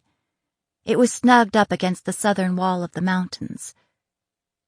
Who's up at the mines? Fletcher blinked at her owlishly. Well, at any given time, there's hundreds of miners underground. But like I said before, only a handful of soldiers to keep the peace. But what if there was trouble at the mines? Liz persisted. Maybe a riot of some kind. Cooper shrugged. There's been riots before, but it never really accomplished much in the long run, except send a few miners to the gallows. For every Southerner we kill, they kill 3 of us. I'm talking something big. Would the army respond to something like that? Now Fletcher got it too. You know, he said, rubbing the back of his neck. That could happen. We do like to blow things up. That would bring them in range of the cannons, too, Littlefield said. I could create some fireworks, Finn said, fingering his amulet. No! Cooper's face reddened as all eyes turned her way, but she stood her ground. I mean, if you start off with magecraft, that might tip 'em off. She mumbled. Our work might not be so, fancy, but we'll get a response, don't worry. Maybe not to start, Liz said to Finn, but once we get the army up there, I think some fireworks might be just the thing to convince them to surrender. One thing that worries me, Juliana said, is that you mentioned there are children working in the mines. I'd hate for them to get caught up in all this. Aye, Fletcher said. There's littlings, and women too. Cooper ran her fingers along her jaw. We can try to keep the littlings out of harm's way. It won't be easy without giving away the plan. As for the women, they have a grudge to settle with the occupiers. You might find many of them have no intention of sitting it out. Women of Delphi are made of steel and iron. They will make their presence felt. Liz nodded. As long as they understand the risk. She moved on to the Highlanders. Mason, your first arrivals have been resting for several hours. I need 50 ready to ride in an hour. Mason saluted and left the tent. Trailblazer, can I count on the demon eye to handle the soldiers on the heights and take control of the cannons without raising an alarm? Consider it done, Trailblazer said, unfolding to her feet with the grace of a predator. 21. Solstice in Delphi. It was Solstice Eve in Delphi, and Hal was trying to think of something suitably vague and cheerful that he could write to his little sister. He'd been at it an hour, and he was already on his 4th attempt.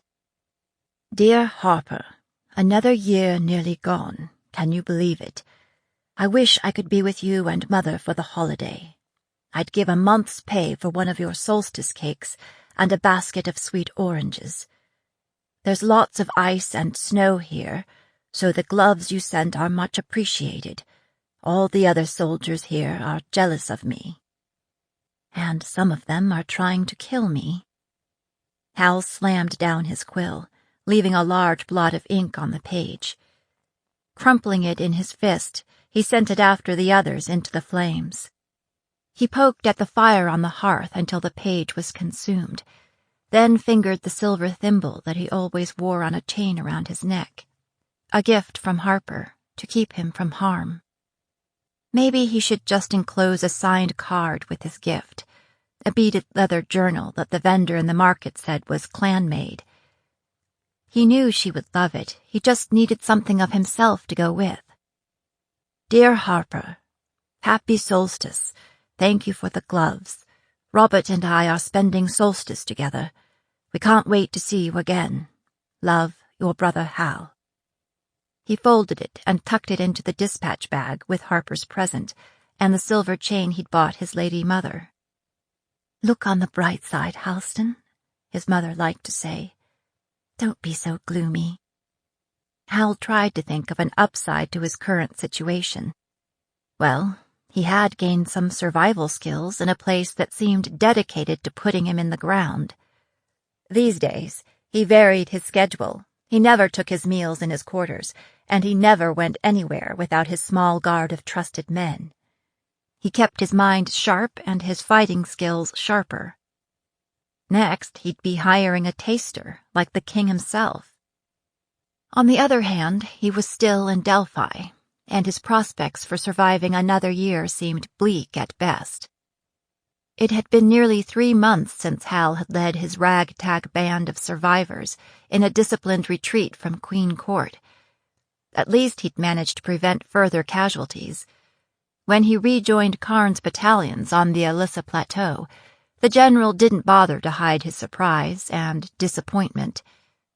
When Karn questioned Hal's decision to call a retreat short of capturing the Vale, Hal looked into Karn's tobacco-spit eyes and reported that all 4 of his mages had been driven mad by northern sorcery and turned on them, so they'd had to be put down. That had forced their withdrawal from the field. That ended the conversation, but Hal knew that it wasn't the end of his troubles. He was right. His younger brother Robert, a corporal, was posted to Delphi in late fall. Hal heard the message loud and clear. Here's another back to watch. If we can't get to you, your brother will do. It seemed that Delphi was meant to be the graveyard for Matalons. He wrote to his father, who sent this advice. Look after Robert, do your duty, and watch your back. The problem with looking after Robert was that his little brother was eager to prove himself, and resisted Hal's attempts to keep him close. We should engrave that on the Matalon coat of arms, Hal thought. Do your duty, and watch your back. Better watch your back, Flatlander. The girl they called the Grey Wolf still haunted his dreams. Her savage smile, her sun-burnished skin, the fearless way she flung herself howling into battle, the way she looked at him when his own men turned on him, as if she wanted to know what kind of commander led Scripps to a slaughter and inspired a mutiny of mages on the battlefield. He found himself wanting to explain. It's not what it seems, he would say. It's complicated. After he returned to Delphi, he'd asked about the Felsian officer known as the Grey Wolf. All he got was a mixture of scare stories and cautionary tales, none of which were useful. Maybe she was a witch, a sorceress. Isn't that what everyone said, that northern women could steal a man's soul? She might be a sorceress, but she looked like a soldier to him, or a shield maiden from a story. Soon after Robert's arrival, Marin Karn's son came to town. He was a lieutenant in the King's Blackbird Guard. Hal's first thought was that the younger Karn had been sent to spy on him. His second was that little Karn was being punished for something. When Lieutenant Karn began rounding up women and cutting their hair, Hal quit trying to sort him out. Finally, a few days before solstice, Karn was involved in a brawl in a tavern in town. Mark Claremont, the captain of the King's Guard, was killed, as was the tavern keeper. With that, young Karn took a crew of blackbirds and fled straight back to the capital. Claremont was gone, and that might be worth celebrating, but Hal guessed he'd better wait until he found out who was chosen to replace him. As bad as things were, they could always get worse. Look on the bright side, Halston. Hal didn't have a lot to look forward to these days, but he was looking forward to solstice. He'd sent Robert south to Temple Church on a trumped-up errand, planning to join him there for the holiday. He and Robert could wash Delphi from their skins and cleanse their souls with good Tamron wine and eat some decent food for a change. It would be a good way to launch the new year. His reverie was interrupted by a pounding at the door. Hal swore softly. That never brought good news in Delphi. DuPont, the duty officer, burst in, waving a dispatch. "We've had a bird from Shively up at the mines," he said. "There's trouble." Who starts trouble just before solstice? Hal thought, with a prickle of annoyance. He unrolled the message, flattening it on his desk with his hands. "Facing large mob of armed miners outside the No. 2 mine. Send help soonest. Suggest a battalion at minimum." Hal tapped the dispatch with his forefinger. From what he had seen during his year in Delphi, Shively was a mean-spirited bully who'd end up at the bottom of a mine with his throat cut one day. Like most bullies, he was a coward, too, and tended to call for help at the least sign of unrest. They were short-staffed to begin with because of holiday leaves. Hal sighed. He had to respond. The mine had to keep producing. "Sergeant, take a company up to the mine and see what—" A huge blast shook the foundation of the manor house, sending bits of plaster raining down on their heads. Hal and DuPont stared at each other, then raced to the door. To the north, up against the backdrop of the mountains, flames were shooting high into the air. The mine headquarters was ablaze. Hal swore softly. "Sorry, Robert," he thought. "Change of plans." He bade goodbye to his own holiday plans as he ruined countless others. "All leaves are cancelled, effective immediately," he told DuPont. "Sound the officer's call on the double. It's going to be a long, bloody night." In the end, Hal took 2 full battalions to the Delphian mines, leaving only a skeleton crew behind. He hoped a show of overwhelming force would put a stop to the trouble with minimal bloodshed. The ringleaders would have to be executed, of course, but hopefully no more than those. Even his most brutal critics in the capital would support that approach. Arden couldn't afford to slaughter the miners, who wrenched coal and iron ore from the ground. He warned his officers to keep a tight rein on their men, since they were already in a mood to teach the snarling dogs of Delphi a lesson. They climbed the long slope from the army headquarters at a killing pace. As they marched, explosions continued to light up the dark mountains. It seemed that the miners were trying to do the same to the No. 2 mine as they had to No. 1. His own men and horses were facing into the storm, and the wind drove the snow into their faces. Ice formed in their hair and mustaches, and anything exposed to the weather.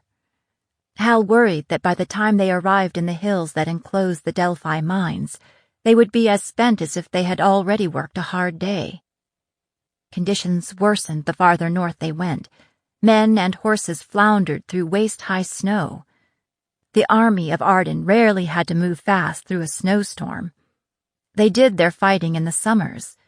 Granted, the weather in Delphi was bad nearly all of the time, but they didn't do too much marching around in it.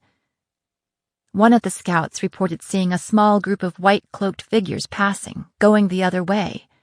They were moving fast, wearing snowshoes, impossible to catch. Who the hell was that? Hal resisted the temptation to send a company to give chase. The mines had to be his first priority.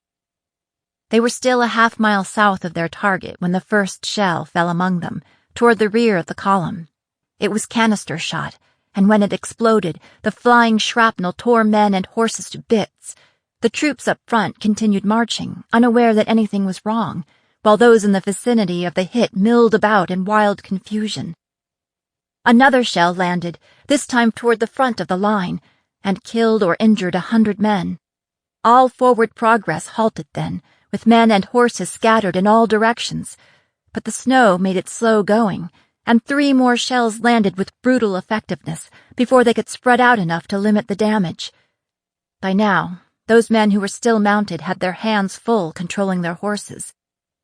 By the time the second shell landed, Hal knew what had happened. How it had happened was another matter. He lifted his eyes to the horizon in time to see another missile soar into the sky. "The cannon!" he shouted to his second-in-command and anyone else who would listen. "The miners have taken the cannon!" Except the idea that the desperate miners of Delphi could recognize the strategic importance of the cannon, seize them from the regulars, and actually use them against his army was hard to believe. Where was the company posted at the mine when all this was going on? However it happened, the guns on the cliffs were still lobbing missiles into their ranks with deadly accuracy, even though the troops weren't packed so tightly as before. The next shot wasn't a shell, but a load of scrap metal that spread across a wide area, killing men and horses as it fell from the sky. Soon the snow around them was stained red with blood and gore and parts of soldiers. It was a nightmare. They couldn't stay where they were or they would be decimated. It was either move forward or retreat. "Charge!" Hal shouted, raising his sword above his head and spurring his horse forward. "To me! For the Red Hawk of Arden!" His officers took up the cry, driving their men toward the mines. Only in the deep snow, charge was an exaggeration at best.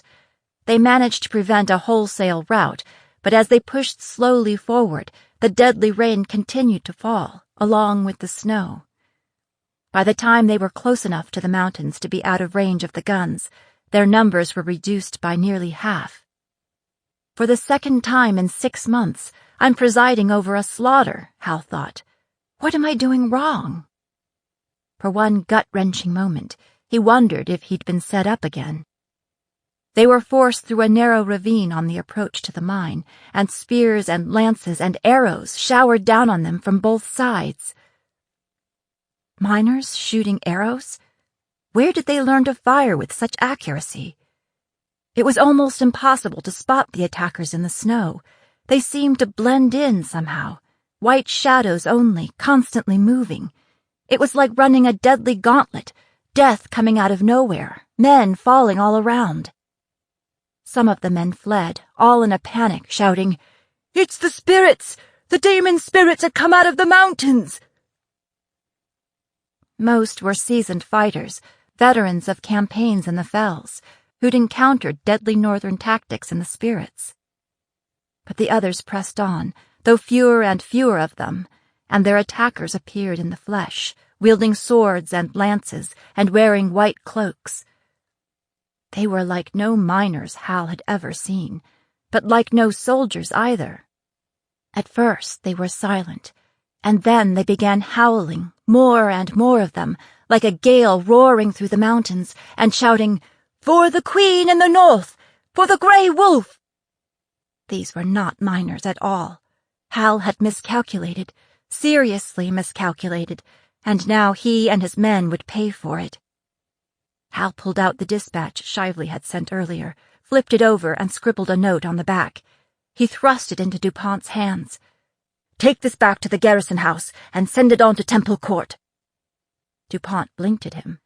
"But, Captain—" "Go now, and that's an order." With that, Hal turned back to his decimated army.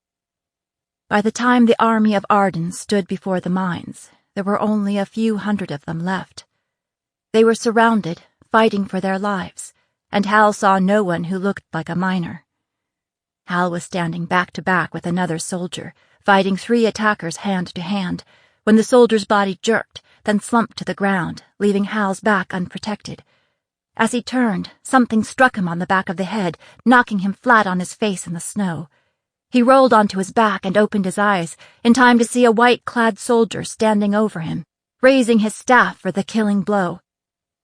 Hal twisted, trying to avoid the blow, but it still landed. And he didn't remember anything after that. 22.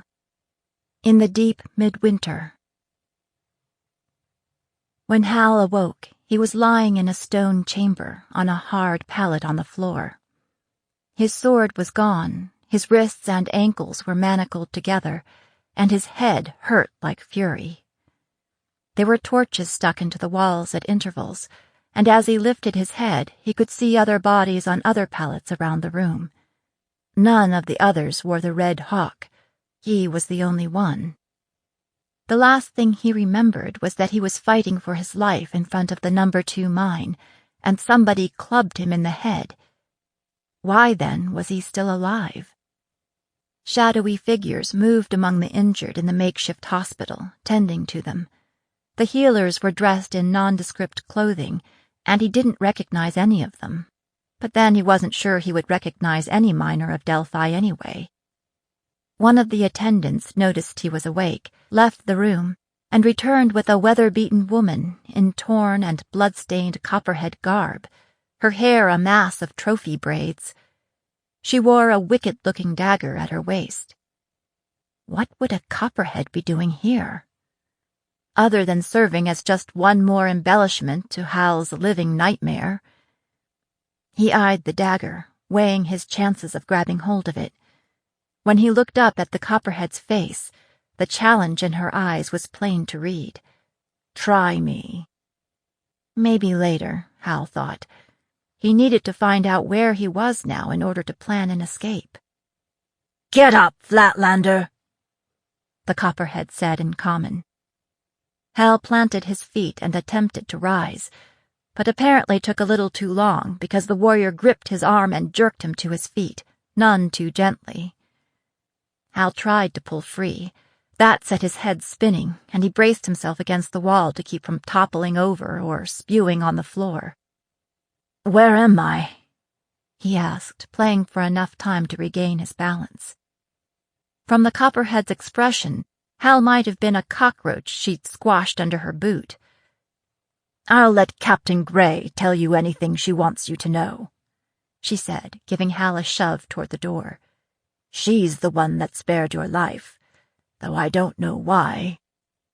Glad it wasn't up to you, Hal thought. And then, who the hell is Captain Gray? They threaded their way between the pallets and out of the room, and into a narrow tunnel, black rock on either side. A fine black dust lay over everything. Still in Delphi, after all. Hal's muddled brain finally matched up the dots, and he realized he must be underground, inside one of the mines. He had never been down one before. The air was rank, oppressive, almost too thick to breathe. The length of chain between his ankles allowed him just enough room to shuffle along quickly. He had to pay close attention or risk falling on his face on the rocky floor. They came to a side tunnel, guarded by 2 stone-faced, spatter-cloth-clad soldiers. Highlanders. What were they doing here? And then he remembered. There had been Northerners at the mines, fighting alongside the miners. His escort conferred with the Highlanders, and Hal was ushered into another chamber hewn out of the rock. A woman dressed in brown and green spattercloth was seated behind a makeshift desk made out of ammunition crates, scrawling something onto a page. Her coloring was different than that of Hal's escort, and her honey-colored hair was woven into one fat braid, beaded and feathered as well. She wore a scarf, the kind used by Northern officers to distinguish rank. A captain's scarf. This must be Captain Gray. Just behind her stood another woman in the same colors, who could make 3 of most men. She was all muscle, and her head nearly brushed the roof of the cave. Something told him that this was the captain's bodyguard. Lately, it seemed that he could use one himself. Hal stood awkwardly just inside the door, his escort next to him, for what seemed an eternity, while everyone in the room ignored him. When the captain finally set aside her paperwork and looked up at him, Hal's heart almost stopped. It was the officer from Queen Court Vale with the raptor eyes, the one who'd handed him his ass and then saved it by killing his own mages. Hal could tell by her amused expression that she remembered him too. "Happy solstice, Captain Matalon," she said. "May the sun come again." Solstice? Hal had forgotten all about the holiday. He should have known by the bits of evergreen tacked up on the walls. "Thank you, ma'am," Hal said. Personally, he'd have to say that it wasn't off to a very good start. "If you know who I am, you have the advantage of me." He thought that was a fine turn of phrase, but the Northerners seemed to find it funny. "Yes, Captain," the officer said. "I do have the advantage of you." Everybody laughed. Even the fierce-faced copperheads smiled. When the merriment died down, she added, "I'm Captain Grey of the Queen's Highlander Army." Captain Grey. The Grey Wolf. It all made sense now, except— "But the Highlanders never come south of the Spirit Mountains." "Surprise." Grey's smile grew wider, toothier, almost wolfish. There were 2 other people sitting on crates nearby. One was a scruffy-looking man with torn, blood-stained clothing and a bristle of beard. The other was a tall, slender girl in finely made civilian trekking gear, her midnight hair done up into an elegant knot. She looked like she would be more at home in one of the salons at court than in the No. 2 mine. Maybe it was because she was the only one not wearing somebody else's blood. She noticed him looking at her because she said, "Captain Matalon, I am Juliana Barrett, the Queen's liaison to the Patriots of Delphi." She gestured toward the scruffy man. "Perhaps you know Fletcher here. He's one of our local partners." Hal studied the man, then shook his head. "Forgive me," he said. "Perhaps we've met, but—" "I've been out of the mines a few years now," Fletcher said. "I run the leather shop in town. I made some boots for you once. Other than that, I always went out of my way to avoid you." He grinned, exposing highly variable teeth. "Welcome to the free city of Delphi." "Our newest friend and ally," Barrett added. "Your newest—" Hal stopped and organized his thoughts. "You'll never hold Delphi. Our armies will come north again in the spring. You know they will." "And we'll be ready for 'em next time," Fletcher said. "We won't be caught napping again." Grey didn't look particularly worried either. "Perhaps we have more surprises in store for Arden. Perhaps if this place were defended properly, it wouldn't be so easy to take. Perhaps, the Maker willing, your despicable king will be dead by then." That last part she said with considerable venom. It's personal, Hal thought. I wonder why. "Well," Hal said into the charged silence, "it seems that a lot can happen in a day." He paused. "What about my men?" he asked. "Where are they?" "Your troops here at the mines fought bravely," Grey said. "Unfortunately, very few of them survived. At present, a few hundred of your men are huddled in your indefensible headquarters, trapped between us and the militia in town, trying to decide who to surrender to.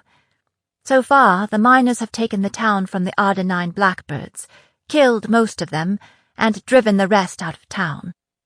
As I understand it, not many got away. People are truly angry in the city of Delphi.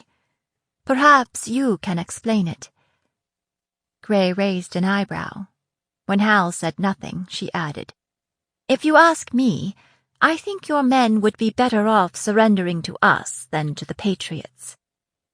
Hal had to agree. But he still couldn't quite put this puzzle together. How a miners' riot turned into an invasion. "Your father is Lord Matalon, correct?" Barrett said. "Aye," Hal said, seeing no purpose in denying it. "It was Captain Gray who recognized you and intervened to save your life," Barrett said. Hal glanced at Gray, then away. "If you're thinking about demanding a ransom for my father, he won't pay it." "Why not?" Captain Gray again. "He doesn't want you back?" "I'm going to assume he wants me back," Hal said. "But he doesn't believe in paying ransoms or meeting the demands of hostage-takers, though he might use my death as a means to rally his bannermen." "Well," Barrett said with a wry smile, "from what I've heard about your father, that doesn't surprise me at all." "Whatever you decide to do with me, I'd ask you to show mercy to my soldiers. They are good men, mostly, and here under orders." Captain Gray fingered her braid. "Shall we show them the same mercy afforded our captured troops by the King of Aden?" she said in a voice as hard and cold as tempered steel. "Hopefully not," Hal said, startled into honesty. The two of them stared at each other for a long moment. Finally, Gray settled back in her seat. "If your remaining troops surrender," she said, "we will treat them as humanely as we can, as prisoners of war." "Thank you," Hal said. "If—" Here it comes, Hal thought, my opportunity to prove what kind of man I am. If you write a message to the duty officer at your headquarters, giving permission for their surrender under those conditions," Gray said. "I also want you to write to your father and tell him what has happened." Hal waited for the rest, and when it didn't come, said, "That's it? No demands?" "No demands," Gray said. "We just want him to know. Nobody should have to wait and wonder about a loved one gone missing." Again, there was an unexplained edge to her voice. "It would probably be best to send it via my brother Robert at Temple Church," Hal said. "That would be the surest way to get it to my father these days." "Without its being intercepted." "We'll see that it gets to him," Barrett said. Gray tapped her pen against paper. "I wondered if you could help me with something. We've been looking for someone we understand is currently in Delphi, but we've been unable to locate him. Perhaps you can help. A Lieutenant Kahn?" "Kahn?" Hal shouldn't have been surprised. Northern spies were everywhere. "He was here, but he's gone now. He left a few weeks ago." "Too bad. Do you know what he was doing here?" "Fighting the plague," Hal said.